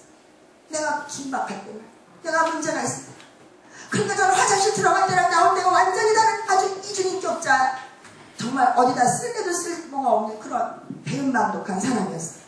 6장 5절을 같이 읽겠습니다. 시작. 너는 마음을 다하고 성품을 다하고 힘을 다하여 네 하나님 여호와를 사랑하라. 아멘. 저는 질문이 있으면 끝까지 물고 늘어지는 성격 때문에 고생도 많이 했지만 그와 같은 지교함 때문에 은혜도 많이 받습니다. 저와 여러분에게 있는 결점은 곧 바로 그것이 가장 축복의 통로일 때가 많습니다. 여러분 자녀의 어떤 부분이 마음에 들지 않습니까? 제 경험이나 성경의 기록이나 많은 사람들의 믿음의 사람들의 삶을 보면 바로 그 문제 때문에 하나님은 그 자녀를 사용하십니다. 할렐루야. 아멘. 저는 아니 마음을 다하고 성품을 다하고 힘을 다해 하나님을 사랑하는 건 과연 무엇일까? 이런 질문을 갖게 됩니다. 아니 나는 생각해봤더니 리비아에 가 있는 내 남편도 사랑하지 못했어요. 아니 내 아이를 같이 낳는데 그가 도움이 안 되는 것 때문에 미워 죽겠어요. 그럼 내가 남편도 사랑하지 않는 거잖아요. 또 저는 잡지사 기자 생활을 하다가 아이가 너무 많이 아파갖고 도저히 직장 생활을 할 수가 없어서 제가 직장을 옮겼어요. 안방으로. 책 만드는 거는 나 말고도 유능한 사람들이 얼마든지 올 수 있지만 이 불량품 내 아들은 얘가 나달라고 해서 나는 것도 아닌데 내가 키워야 될 거 아니에요. 그러니까 그냥 직장을 옮겼어요. 월급을 따져보니까 어마어마 24시간 근무예요. 그래서 월급을 안 받기로 했어요. 그냥 쿨하게. 내 맘이죠 뭐 그쵸? 안 받기로 했어요. 그리고 정말 근무하듯이 이 아이를 돌보는데 건강을 괜찮지 않는 거예요. 그런데 나는 이 아이가 사랑스럽지 않았어요. 정말 저는 모성이 없었어요. 요즘에 젊은 자매들을 저는 정말 너무너무 이해해요. 저는 이 아이보다 내가 사랑스러웠고 저는 내 남편보다 내가 사랑스러웠고 저는 하나님보다 물론 제가 사랑스러웠어요. 어떻게 나를 사랑하지 않고 이렇게 사랑스러운 나를 다른 사람이 날 미워할 수 있을지 이해를 못했던 그런 시절이에요. 그 정도로 이기적인 사람이었어요. 그런데 나는 이렇게 내 아들도 사랑하지 못하고 내 남편도 사랑하지 못하는데 도대체 하나님을 어떻게 사랑해요? 그것도 마음을 다하고 성품을 다하고 뜻을 다하여 어떻게 사랑해요? 하나님을 사랑하는 게 막 울면서 찬양하는 걸까? 하나님을 사랑하는 게 도대체 와서 막 그냥 엎드려서 막 절하면서 기도하는 걸까? 그러나 그것들은 해답이 되는 것 같이 안 느껴졌어요. 자, 제가 이런 질문을 가질 때 하나님은 우리에게 누구를 통해서 답을 주신다 그랬죠? 벌써 잊어보시면 다시 담임 목사님 설교 말씀이에요. 할렐루야. 아멘. 하나님은 만약에 전 세계적으로 유명하신 목사님이 목적이 끄는 40일을 쓰신 제가 존경하는 릭 워렌 목사님이라 할지라도 불행히도 저는 그 목사님을 알지만 하나교회에 다니는 저는 그 목사님을 알지만 그 목사님 저를 모르세요. 그러니까 하나님이 릭 워렌 목사님을 통해서 말씀을 주셔도 저한테 답을 줄 수가 없는 거예요. 그쵸? 그 목사님 나를 기도도 하지 않고. 그러니까 이런 영적인 원리를 어떻게 해요? 석천교회 김 집사님이 갖고 있는 이 문제는 여러분의 담임 목사님이 설교 말씀을 준비하실 때 반드시 그 말씀 속에 녹아나간다는 놀라운 사실입니다. 할렐루야. 네. 제가 평신도 시절에 고속버스 터미널 근처에 있는 한신교회 이준표 목사님은 저하고 내가 개인적인 질문을 어려워서 하지도 않았는데 내가 모르는 것을 매번 그렇게 설교 말씀을 통해서 성경의 말씀을 인용해서 답을 주셨어요. 근데 얼마나 나중에 놀랐는지 목사님을 자꾸 피했어요. 이 목사님은 내 속에 뭐가 들어있는지 다 아시는 것 같은 거예요. 우리 엄마가 전에 다닐 때는 전에 용한 스님이 계셨는데 교회는 용한 목사님이 계신가 보다 놀래가지고 제가 그럴 정도였어요. 그런데 요한일서 5장 3절을 설교 시간에 만나게 됐습니다. 한번 찾아보시기 바랍니다. 요한일서 5장 3절입니다.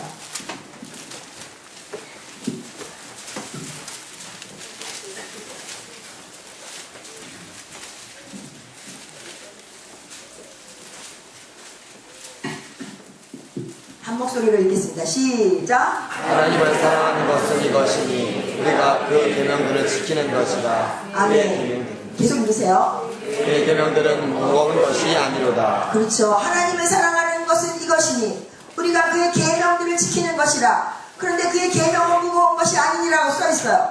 그런데 제가 이 성경책을 초신자가 아무리 읽는다 해도 그 답을 찾을 수 있어요? 없어요? 못 찾아요.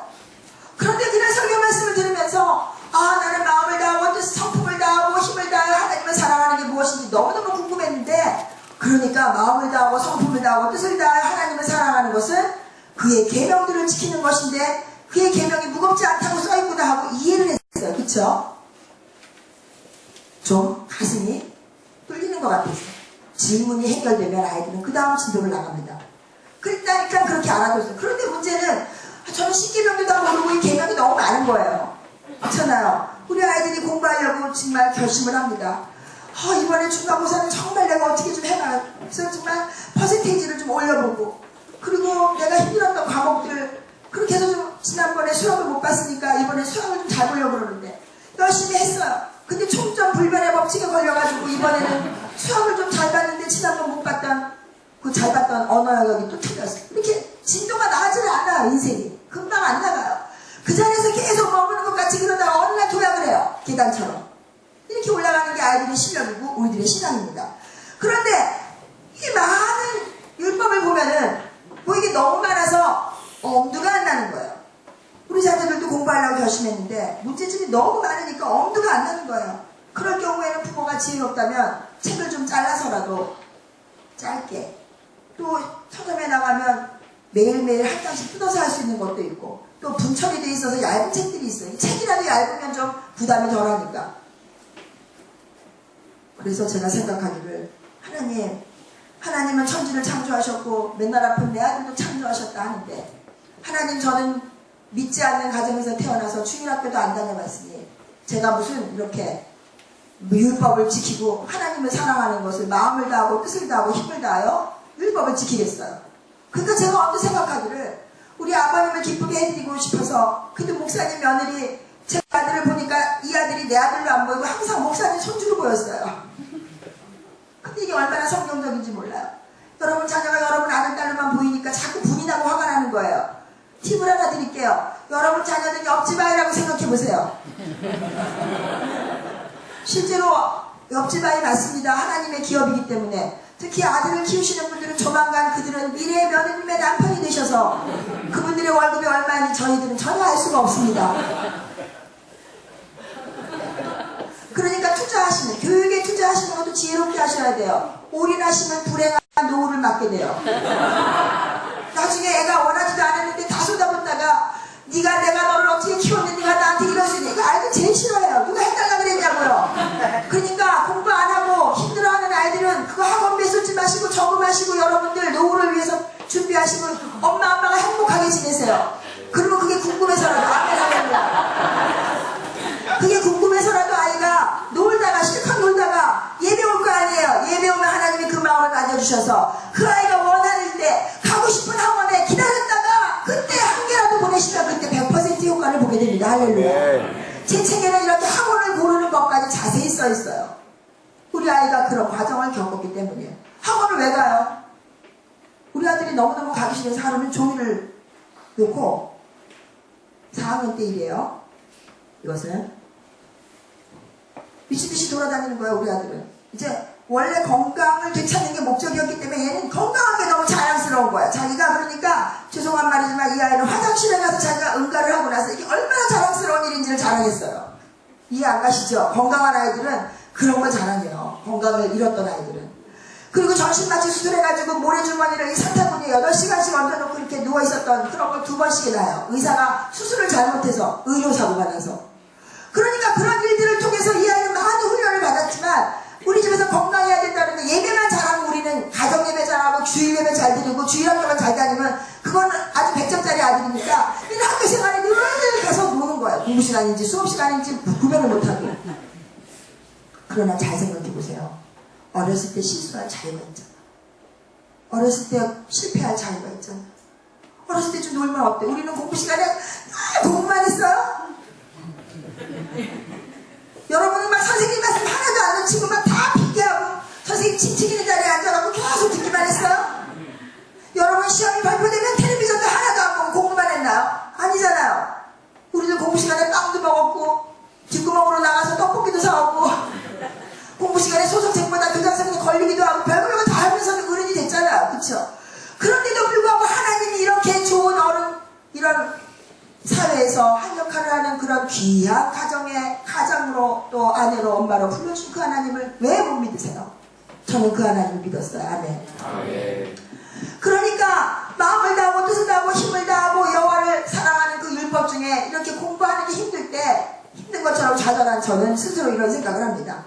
하나님 잘은 모르지만 만약에 이 율법 중에 내가 가정에서 엄마로서 아내로서 지킬 게 있다면 여기 가로 열고 뭐예요? 없을 수도 있다는 거예요. 저는 교회는 거룩한 곳이라 가정에는 별로 관심이 없으신 줄 알았어요. 그래서 만약에 있다면 가로 닫고 만약에 없을 수도 있지만 가로. 그렇게 하고서는 그 말씀이 만약에 있다면 제가 한 말씀이라도 지켜볼게요.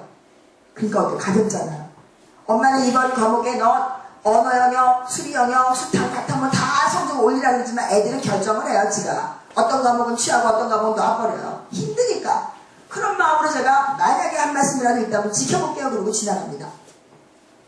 이게 내 인생의 발목을 잡을 줄은 꿈에도 몰랐어요. 불과 몇 달이 지나지 않아 우리 담임 목사님께서는 내 마음을 아시는 것처럼 불과 한두 달도 안 지났을 때예요. 에베소서 5장 22절 말씀을 설교 시간에 한번 다 같이 찾아서 읽어보겠습니다. 에베소서 5장 22절. 우리 신명기는 이렇게 계속 볼 거니까 펴놓으시고 에베소서 5장 22절 잠깐 갔다 옵니다. 우리 여성들만 큰 소리로 읽으면서 기절하시기 바랍니다. 같이 읽겠습니다. 시작. 아내들여 자기 남편에게 복종하기를 죽게 하겠다. 전 진짜 거의 실신했어요. 이거 교회 다니는 여자들이 너무 불쌍했어요. 어머, 이 사람들이 이걸 다 지키면서 지금까지 살고 있었구나. 세상에 유엔에 보고를 해야겠다. 인권 억압으로. 우리 친정은 생각해보니까 할아버지 할머니 대가족에 살았는데 저는 아무리 떠올려봐도 우리 할아버지가 세상적으로 성공했지만 할머니 말씀이 우리 집은 왕이었어요. 또 우리 아버지 엄마도 아버지 일찍 돌아가셨지만 언제나 우리 아버지보다는 어머니 말씀이 왕인 집의 딸이었어요. 저희 집안에는 여자들이 언제나 옳았고 여자들의 말씀은 항상 틀림이 없었어요. 여자들의 말씀이 곧 법인 집안의 딸이에요. 제가. 그런데 이게 지금 말이 되냐고요. 아내들이 자기 남편에게 복종하기를 죽게 한다라니. 그래서 너무너무 화가 나가지고 이걸 찢어버리려고 하다가 그래도 성경책이니까 제가 이거 어디 가서 간증했더니 개그우먼 이성미 집사님이 듣고 저한테 인터뷰하다가 그렇죠 사모님 저는 그래서 화이트를 지웠어요.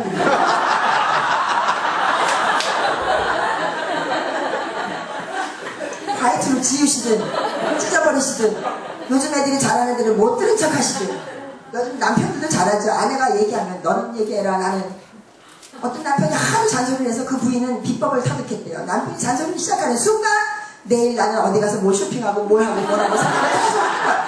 그런데 남편이 그렇게 몇 달 하다 갑자기 당신 내 말 듣고 있어 안 듣고 있어? 아니 듣고 있어.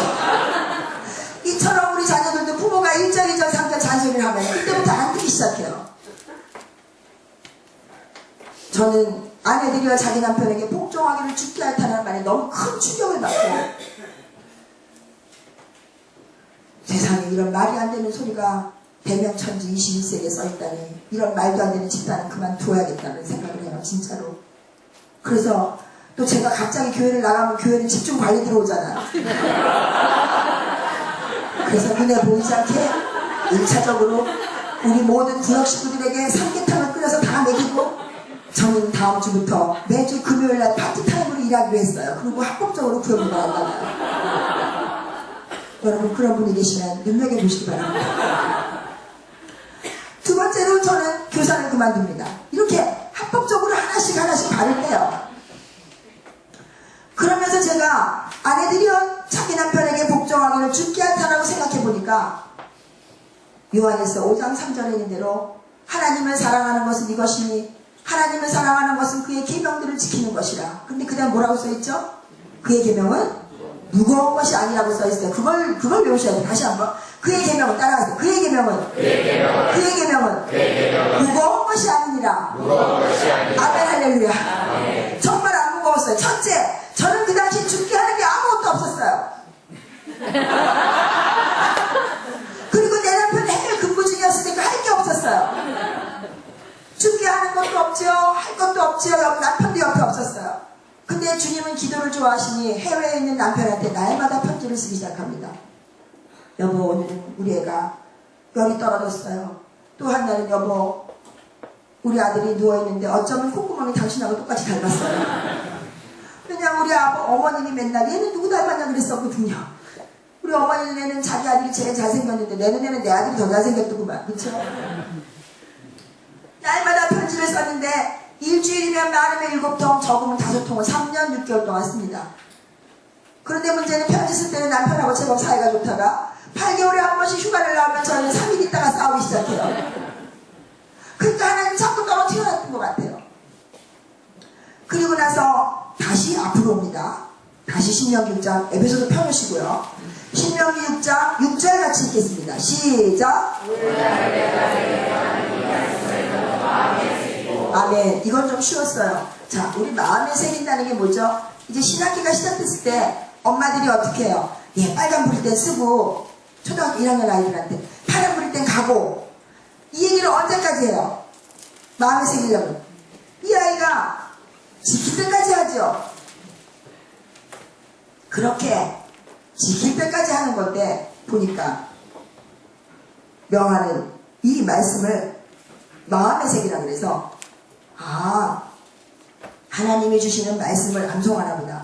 그리고 제가 유대인의 자녀교육법 한 권을 읽었을 때 보니까 유대인들은 말씀 암송을 어렸을 때부터 소리내서 하게 하고 아이들이 시편을 읽게 하고 또 할머니가 자녀들에게 할아버지가 자녀들에게 신명기 6장 2절에 있는 대로 너와 내 아들과 내 손자들이 이 평생에 내 하나님 여호와를 경외하며 내가 너희에게 명한 그 모든 규례와 명령을 지키게 하기 위한 것이며 또 내 나를 장구하게 하기 위한 그 말씀으로 주신 것을 부모 세대가 다음 세대에게 그 다음 세대가 또 자녀 세대에게 계속 전한다는 사실을 알게 되면서 나는 비록 당대에 처음 믿게 됐지만 내가 내 아이에게 다른 건 다 못 전해도 예수가 그리스도이신 걸 전하고 다른 건 다 공부를 못해도 성경책 하나를 읽고 성경을 이해할 수 있는 아이로 키워야겠구나 하는 소박한 소원을 가졌습니다. 아멘. 나중에 보니까 성경 공부를 훗날하다 보니까 예수 그리스도를 아는 지식이 가장 고상한 지식이라 그랬으니 저는 소박한 소원이 아니라 최고의 소원을 가진 것이었습니다. 할렐루야. 아멘. 이 시간 저와 여러분이 우리 자녀들이 좋은 학교 못 갈 수도 있어요. 예수 아무리 잘 믿어도 연봉이 낮을 수도 있어요. 예수 아무리 잘 믿어도 건강을 잃어버릴 수 있어요. 그러나 예수를 잘 믿는다는 것은 예수 그리스도를 아는 지식에 지혜와 키가 자라고 하나님과 사람에게 사랑스러운 예수님처럼 계속 자라가서 어디여 장성한 분량에 이르도록 아는 것이 저와 여러분의 가장 큰 목표이자 가장 큰 목적이고 저희들의 인생의 궁극적 소원이기를 바랍니다. 아멘. 아멘. 그래서 이렇게 말씀을 하나 하시겠습니다. 말씀 암송. 말씀 암송.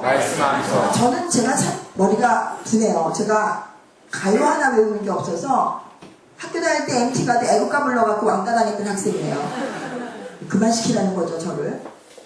그런데 말씀을 암송하라 하니 아무리 나쁜 머리도 똑같은 말씀을 1년 12달 내내 계속 외우면 외워져요, 안 외워져요? 아무리 머리가 나쁘셔도 사도신경 외우시잖아요, 지금. 여러분 아이들한테 나 무슨 수술을 해서 마취를 했고 별거 다 해도 여러분 주기도문 외우시잖아요. 그거 왜 그래요? 반복해서 그렇죠. 그러니까 아는 걸 모르는 걸 알 때까지 계속해서 똑같은 말씀 하나라도 1년에 한 개씩 외우면 교회 10년 다녔어요. 말씀 10절 외워요. 말씀 10개 외우면 여러분과 그 제 인생에 우리들의 자녀의 인생에 10개의 어마어마한 다이너마이트가 있는 거예요. 할렐루야. 아멘. 하나님의 말씀이 살아있고 운동력이 있잖아요. 그런데 실제로 한 말씀이라도 진짜로 지켜보려고 노력해보신 분이라면 아실 거예요. 한 말씀이라도 진짜로 지켜보려고 그러면 얼마나 목숨을 잃을 것처럼 힘든지 몰라요. 저는 아내들이여 자기 남편에게 복종하기를 죽게 할다라는 말씀 하나 지키다가 여기까지 왔는데 순교한 뻔한 적이 한두 번이 아니에요. 목숨을 잃을 뻔했어. 너무 힘들고 나중에 우리 남편이 너무너무 꼴보기 싫어. 거기서 뭐가 막 치이는데 죽게 하듯 하라 그래서 가식적으로 우리 죽게 잘하잖아요.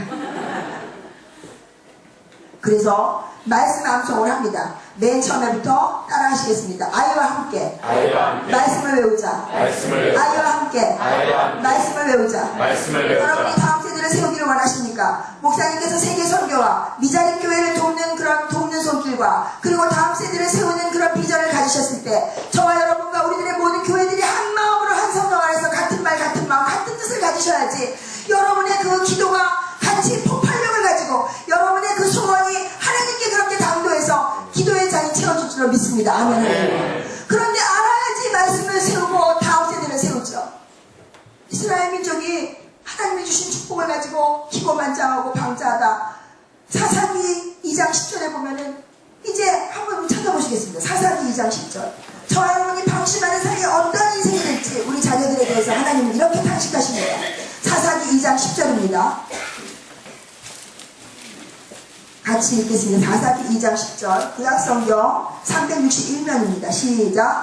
그 세대의 사람도 다 그 조상들에게로 돌아갔고 그 후에 일어난 다른 세대는 여호와를 알지 못하며 여호와께서 이스라엘을 위하여 행하신 일도 알지 못하였더라. 주여.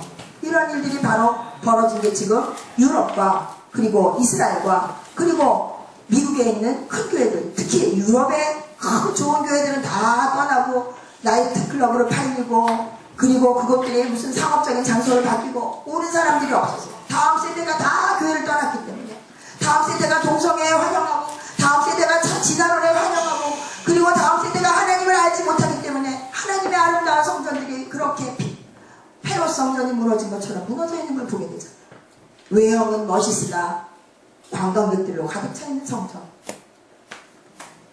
이제 말씀 암송을 통해서 하나님이 저와 여러분을 초대하시는데 함께 암송하셔야 됩니다. 할렐루야. 아멘. 함께 암송하시지 않으면 아무리 여러분이 장로님 아니라 믿음의 3대 4대 5대 6대가 되고 아무리 우리가 목사님이고 사모님이고 아무리 내가 전도사님이고 아무리 내가 과거에 산을 옮길 만한 믿음이 있었어도 내가 말씀을 암송하고 날마다 자녀와 함께 말씀을 읊조리지 않으면 우리들의 육신은 죄로 향하는 죄의 경향성을 갖고 있습니다.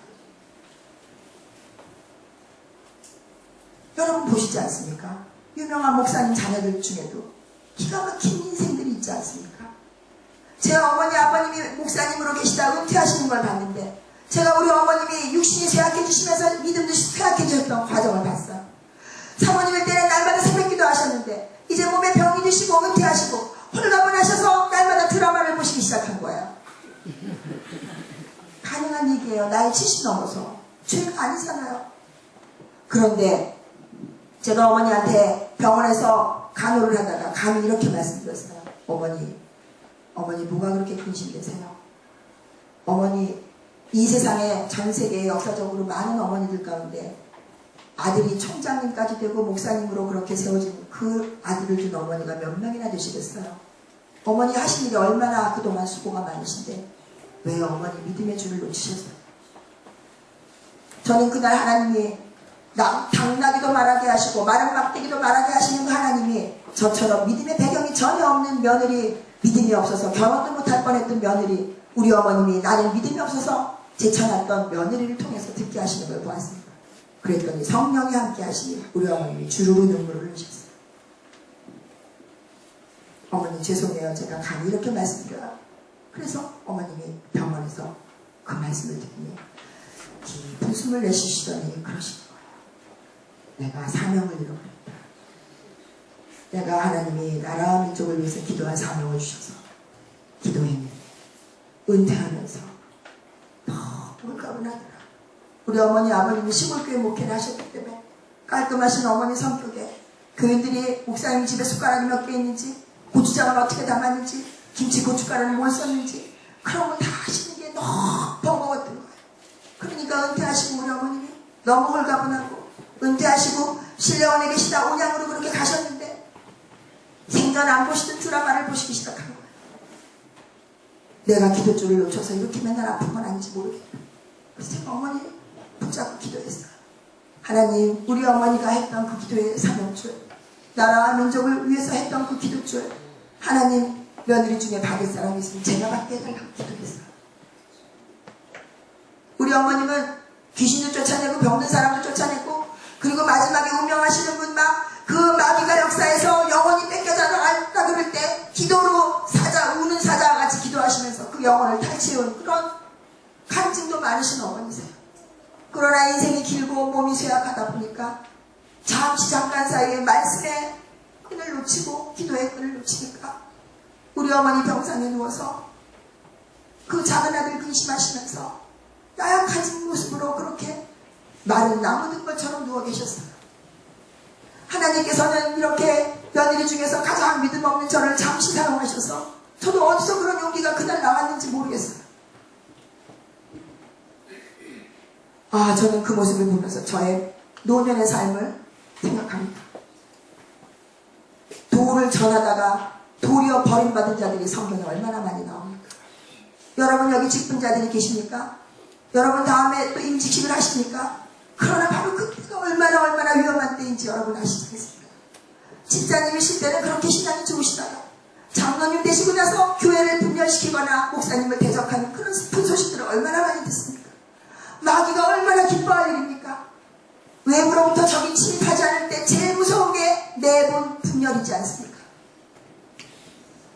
이 세상에 가장 무서운 싸움의 적은 우리 자신이 되지 않습니까? 믿음이 없었던 저의 그 초보의 믿음 신앙, 그때는 믿음을 갖는 것 자체가 어려웠지만 믿음의 연단을 시간을 이렇게 많이 갖다 보니까 제일 이 세상에서 무서운 게 나 자신이라는 걸 알게 됩니다. 아멘 할렐루야. 남이 말할 것 없더라고요. 저는 이제 말씀 암송을 했던 것들을 사실은 우리 아이가 어렸을 때 날마다 함께 외웠는데 정말 죄송하지만 우리 아들이 군대 가고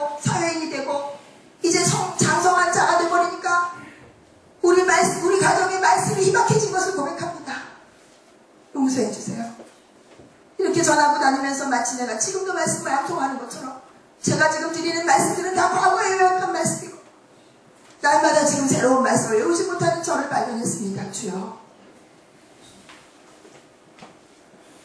그러나 하나님께서는 우리에게 자녀가 장성해서 그렇게 우리를 떠났을 때 잠시 잠깐 말씀에서 멀어지는 순간이 있을 수도 있지만 우리가 조부모가 됐을 때 신명기 6장 2절에 있는 대로 내 아들과 내 손자들에게 이제 할머니 할아버지가 되어서 이제 뒷방 노임내 그런 시세가 아니라 이제 젊은 아들 며느리 사위 딸이 바빠서 그 아이들이 하지 못하는 그 부분들을 뒤에서 중보기도 해주면서 손주 만나면 한 번이라도 더 축복기도 해주고 한 번이라도 더 말씀 방송하고 한 번이라도 더 찬송 부르고 한 번이라도 더 기도하면서 끝까지 천국 소망 놓지 않고 여호수아 갈렙처럼 마지막까지 승리하는 노인의 삶을 살 것을 저는 기도하고 있습니다. 아멘. 이렇게 인생에는 나이마다 우리들이 해야 될 과업이 굉장히 다르게 다양하게 있습니다. 성경의 에베소서 6장 4절에는 내 자녀를 노엽게 하지 말라는 말씀이 있어서 아내들이여 자기 남편에게 복종하기를 죽게 하듯하면서 자녀를 어떻게 하면 노엽게 하지 않을까 고민하면서 질문했습니다. 제가 아이를 키우고 보니까 단적인 예로 12살 이전의 어린 자녀들은 부모가 눈에 보이지 않으면 노엽습니다. 특히 0세에서 3세, 3세에서 6세, 초등학교 1, 2학년까지 자녀들은 엄마가 눈에 보이지 않으면 노엽습니다. 그러나 10살만 넘어가고 12살이 지나가도 이 아이들은 엄마가 자꾸 눈에 보이면 노엽습니다. 이해하셨어요?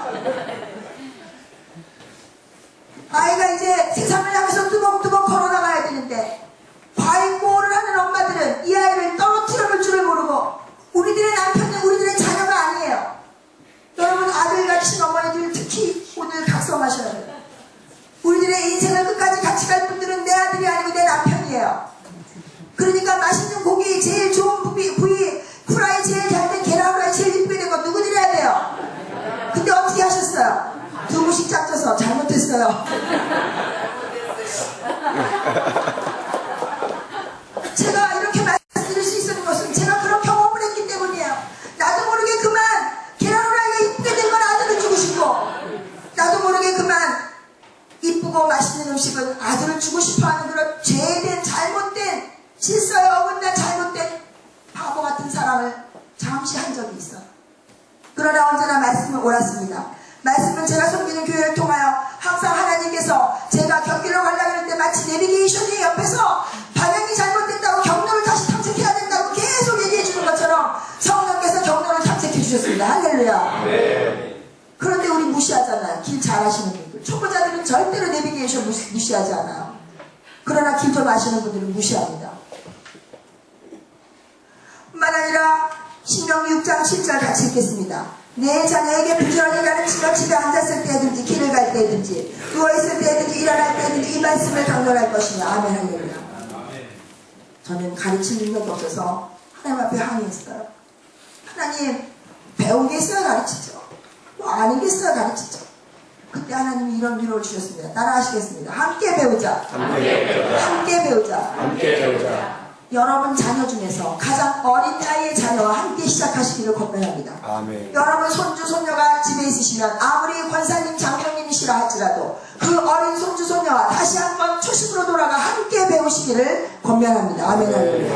며느리가 어떻게 했는지 사위가 어떻게 했는지 그런 거 관심 쓰실 필요가 없어요.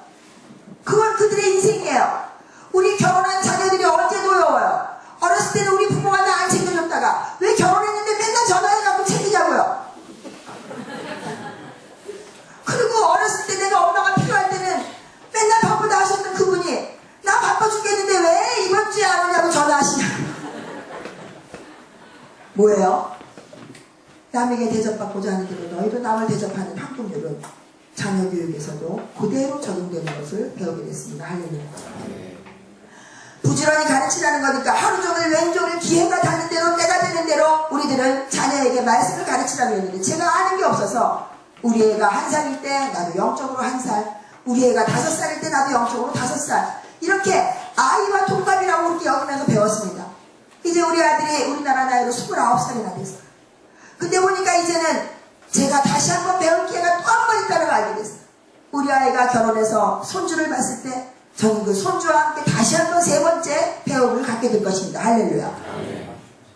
젊은 부모들은 경험이 미숙해서도 그렇고 어찌할 바를 몰라서 이 아이를 데리고 어떻게 할 줄 모를 때, 경험이 많은 조부모들은 나의 늙어가는 모습을 세상처럼 그렇게 한탄하는 것이 아니라 주님이 나를 오늘 생명 주신 것은 선교사로 불러주셔서 내 손주에게, 내 손주의 친구에게, 아직 믿지 못하는 사돈댁에게 복음을 전하라고 기도의 자리로 불러주신 것을 우리는 기억해야 할 것입니다. 아멘. 실제로 저희 아버님과 어머님은 은퇴하신 후에 하루에 예배를 5번씩 드리셨습니다.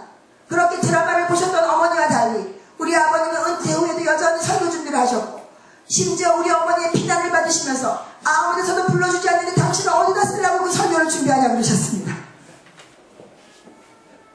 그러나 그것은 우리 아버님이 하나님과 동행하는 방식이셨습니다.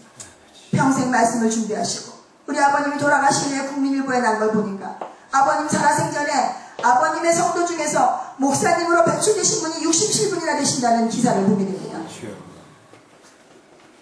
그러나 그 아버님 밑에 자란 아들 중에 한 명은 아버님이 살아생전에 교회를 떠났던 그런 아픔이 있는 가정입니다. 우리는 아무도 자랑할 사람이 없습니다. 우리들은 만약에 주변에서 자랑질하는 권사님이나 장로님을 보게 되면 우리는 심리학적으로 그분들이 열등감이 많아서 그렇다는 걸 아셔야 돼요.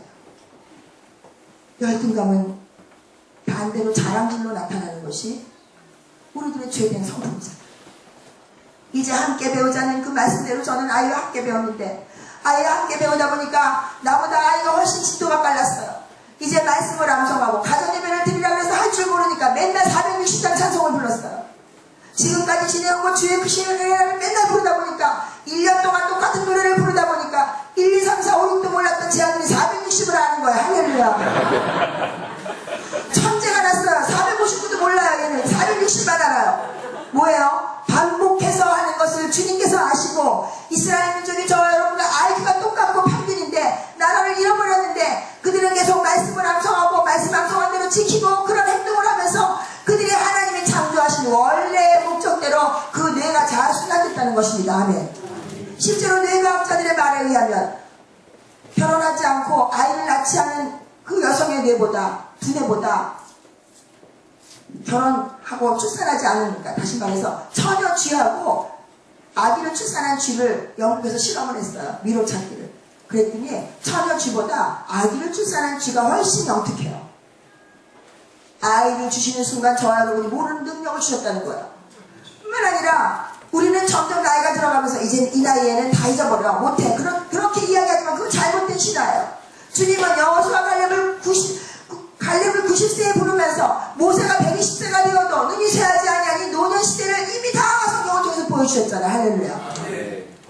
그러니까 나이가 들어가는 노인의 면류관, 영화의 면류관으로 있을 때 말씀을 암송하고 가정예배를 드리고 그리고 모일 때마다 축복해주고 우리 아버님이 하신 말씀 여러분들 오늘 배우시길 바랍니다. 한번 따라 하시겠습니다. 너 참 잘 들기다. 너 참 잘 들기다. 너 참 잘 들기다. 너 참 잘 들기다. 아멘. 그 얘기를 제가 26년 동안 듣고 자랐으니까 잘 됐겠어요? 못 됐겠어요? 잘 됐어요. 아멘. 잘 됩니다. 우리 아버님은 제가 책 했으니까 너무너무 신기하셔서 너 참 잘 됩니다 그러고 축복해 주시고, 아버님 저를 간증을 오라 그래요. 그랬더니 또 좋으셔갖고 너 참 잘 됩니다라고 그렇게 축복해 주시고, 우리 아버님이 저를 너무너무 축복해 주니까 하나님은 제가 우리 아버님의 임종을 그 누구보다도 제일 먼저 알 수 있도록 지혜를 주셨어요.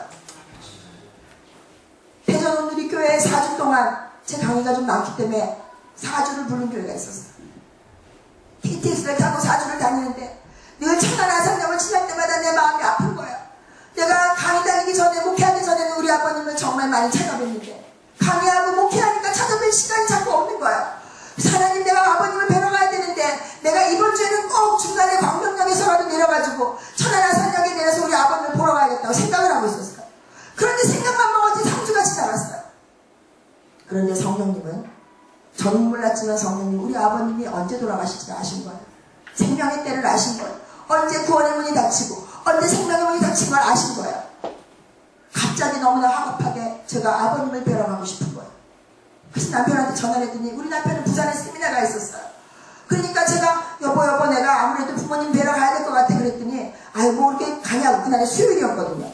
나랑 같이 금요일이나 토요일날 가자고. 근데 막 안 되겠는 거예요. 그래서 내가 알았다 그러고 전화를 끊고, 그러고서 제가 광명역에서 내려서 건너편에 KTX를 다시 그리고 지하철을 타고 온양의 부모님 댁에 들어갔습니다. 불과 어저께까지도 괜찮으셨던 우리 아버님, 동료 은퇴하신 목사님들의 사모님들이 와서 예배를 드리고 계셨어요. 갑자기 불과 몇 시간 전에 우리 아버님이 갑자기 몸이 쇠해지시면서 안상해지시니까 우리 어머님이 다 자녀들은 객지에 있고 그러니까 급한 대로 그 가족들 못 부르시고 일단은 목사님들을 부르신 거예요. 왜냐하면 자녀들이 다 목사님이니까 뭐 빨리빨리 뛰어갈 수가 없는 거예요. 수요일이니까. 근데 제가 직감적으로 저희 친정아버지의 죽음을 한번 경험했기 때문에 우리 아버님 손을 만지는데 시간이 얼마 남지 않았다는 생각이 들었습니다. 하나님은 말재를 들어서 하나님의 일을 하시는 것처럼 여러분 가정에 제일 믿음이 없어 보이는 사람을 통해서 일하십니다. 여러분 교회의 가장 미약한 분을 통해서 일하십니다. 제가 형님한테 전화를 하고 동해에 군 법무관으로 복무 중인 친아들한테 전화를 하고 아무래도 할아버지가 이상하시다. 온 시부가 그날 소집이 됐습니다. 놀랍게도 아버님은 자식들이 다 모여오자 건강을 회복하셨고 수요예배 시간 직전에 아버님이 다시 몸이 좋아지셨기 때문에 우리는 모두 수요예배를 갔어요. 어머님만 남겨놓고. 그런데 수요예배를 잘 드리고 하나님 앞에 돌아왔어요. 예배를 드리고 집으로 와보니까 예배를 드리는 동안 아버님은 건강을 되찾으셨는데 예배가 끝나니까 다시 촛불이 꺼지듯이 그렇게 시름시름 하시는 거예요. 그래갖고 급히 병원으로 다시 모시고 갑니다. 왜냐하면 별로 노안이 없으셨기 때문에 소화가 탐지 안 되는 것으로 그렇게 알았기 때문에 병원을 안 갔는데 급히 병원을 갔어요. 수요일날 밤입니다. 저는 목요일날도 강의가 있었고 금요일날도 강의가 있었고 토요일날도 강의가 있었어요. 그런데 수요일날 밤에 우리 아버님이 병원에 입원하시고 그리고 목요일날 아침에 소천하십니다. 그것도 목요일날 아침에는 아니고 낮 2시였어요. 목, 금, 토 장례를 치르고 그 기간 동안 우리 아버님과 어머니를 통해서 자손들이 많이 배출됐잖아요. 손주, 손녀 할 것 없이 우리는 할아버지의 아버지의 언제나 축복해 주시면서 너 참 잘 되기도 하는 음성을 장례식장에 듣게 됩니다. 제가 우리 아버님의 영정을 보고 있는데 말씀하시는 것 같았어요. 너 참 잘 되기다. 여러분은 어떤 음성을 남겨두시겠어요? 돈 때문에 맨날 걱정했던 엄마의 모습을 남겨두시겠어요? 그리고 보기만 하면 싸웠던 부부의 모습을 남겨두시겠어요? 입만 열면 교회 험담을 일삼는 그런 외식하는 종교인의 모습을 남겨두시겠어요? 목사님을 섬기라고 보내주셨는데 동역하기는커녕 목사님의 걸림돌이 됐던 모습을 자녀에게 남겨두시겠어요? 교회에 하나님께서 이 몸된 교회의 지체로 불러주셨을 때는 하나님께서 세계 선교를 위해서 그리고 연약한 자들을 돕기 위해서 다음 세대를 세우기 위해서 우리를 불러주셨을 때 우리는 사명을 잃어버리고 어디에 정신이 팔려 있었습니까? 이 시간 우리 회개하는 기도를 하면서 부모가 먼저 가정의 질서를 세우고 그리고 주의 말씀으로 우리가 먼저 무장돼야지. 그 다음 자녀는 하나님이 키워주십니다. 할렐루야. 심지어 저와 여러분이 오늘 이 순간 하나님 불러가셔서 어린 자녀를 놓고 이 세상을 떠난다 할지라도 하나님은 그 자녀를 나보다 더 잘 키워주시는 하나님이십니다. 할렐루야. 자녀는 돈으로 키우는 게 아니었습니다. 자녀는 배경이 좋다고 잘 되는 게 아니었습니다. 우리가 자녀에게 아무리 좋은 대학을 보낸다 할지라도 그 아이에게 예수가 그리스도의 심을 전하지 못했으면 우리는 실패한 인생입니다. 그 아이들은 예수가 그리스도의 심을 배우는데 많은 방황과 많은 헛된 시간을 보내다 돌아오게 되어 있습니다. 저와 여러분이 이제 가정으로 파송되는 첫 번째 선교사입니다. 알고 봤더니 왜 아내들이여 자기 남편에게 복종하기를 주께 하라 하셨나 했더니 알고 봤더니 그 말씀 바로 위에 그리스도를 경외함으로 피차 복종하라. 에베소서 5장 25절에 남편들아 자기 아내 사랑하기를 그리스도께서 교회를 사랑하셔서 십자가에 자기 몸을 버리시기까지 사랑한 것처럼 그렇게 사랑하시라는 주님의 말씀이셨어요. 알고 봤더니 자녀들에게 주 안에서 부모에게 순종하라 하시는 말씀이셨어요. 알고 봤더니 내 자녀를 노엽게 하지 말고 주의 교양과 훈계를 양육하라는 말씀이었어요. 알고 봤더니 하나님께서는 첫 번째 지으신 아담과 하와가 불순종했던 아픔이 있으셨기 때문에 첫 번째 믿음의 사람을 부를 때는 순종하는 사람 아브라함을 부르셨고 하나님께서 아브라함, 이삭, 야곱의 하나님이 되실 때도 그들이 순종하는 것으로 보셨지 다른 능력으로 보신 하나님이 아니라는 걸 알게 됐어요. 알고 봤더니 저와 여러분이 아이를 좋은 대학 상급학교 진학하는 게 문제가 아니라 이 아이가 눈에 보이는 부모님께 순종하는 아이로 키워야지. 눈에 보이는 목사님께 순종하는 아이로 키워줘야지. 눈에 보이는 선생님께 순종하는 아이를 키워줘야지 믿음도 잘하고 실력도 잘한다는 걸 알게 됐어요. 알고 보니까 하나님은 없어야 하나님이셨는데, 권위, 주인은 없어져야 되지만 권위는 살아있어야 되죠. 이 땅의 권위가 다 무너졌어요. 우리는 선생님을 깎아내리고, 니네 다니는 학교 선생님이 하찮게 여기고, 내가 다니는 교회 목사님을 하찮게 여기고, 우리 아버지, 어머니, 아이들의 할머니, 할아버지를 하찮게 여기는 그런 악한 문화 속에 살고 있어요. 너희는 이 세대를 본받지 말라 하셨는데, 저와 여러분은 세상 엄마들 따라서 10월들을 미워하는 그런 악한 엄마의 모습으로 비춰지고 있지는 않는가요? 명절이 되면 그거 하나 겨우 몇 달 며칠 동안 그거 아들 보겠다고, 며느리 보겠다고 기다리는 부모님에게 실망을 안겨드리지는 않았나요? 그러면서 내 자녀에게는 효도를 받고 싶어 하진 않았나요? 공부는 그 다음 문제였다는 것을 저는 우리 친정과 우리 시댁의 인생과 내 자녀, 우리 어린 아들, 어떻게 그렇게 15살에 하나님이 은혜를 주셨나 했더니, 제가 정말 하나님이 아시고 제가 우리 친정이 한때 굉장히 잘 나갔던 집이에요. 물질도 명예도 있을 만큼 있었던 집이에요. 그런데 하나님이 훅 부르시니까 순식간에 다 날아가더라고요. 아버지도 돌아가시더라고요. 저는 그게 늘 궁금했어요. 알고 봤더니 호세아 4장 6절에 내 백성이 하나님을 아는 지식이 없어서 나는 너네들이 나를 버렸기 때문에 나도 니네 자식들을 버리겠다는 하나님의 무서운 말씀이 있다는 걸 알게 됐어요. 저는 내 아들이 몇 살까지 내 아들이 나오고 살지 몰랐던 그 병상의 시절에 하나님 몇 살까지 살지 몰라도, 혹은 내가 먼저 죽을지 몰라도, 내가 다른 건 다 못해도 예수가 그리스도인 걸 가리키고, 예배를 가리키고, 주일 성수를 가리키고, 11조를 가리키고, 눈에 보이는 목사님 말씀에 순종하는 걸 가리키고, 눈에 보이는 선생님 말씀에 순종하는 걸 가리키려고 노력했던 것밖에 없어요. 목사님의 가정예배 드리라 그러면 미련하게 잘 모르니까 460단 찬송만 1년 내내 불렸던, 그렇게 미련 공쟁이 같이 아는 게 없었던 엄마예요. 그러나 하나님은 한 말씀이라도 정말 그렇게 살아보려고 노력할 때, 하나님은 저와 여러분의 인생, 우리들의 자녀의 인생, 자손 천대 만대까지 책임지시고 여호와의 이름 높임을 받으시는 그런 놀라운 하나님이십니다. 할렐루야. 기도하겠습니다. 아버지, 용서해 주세요. 전하기만 하고 본인의 도를 행치 않는 자가 되지 않도록 항상 보호해 주시고,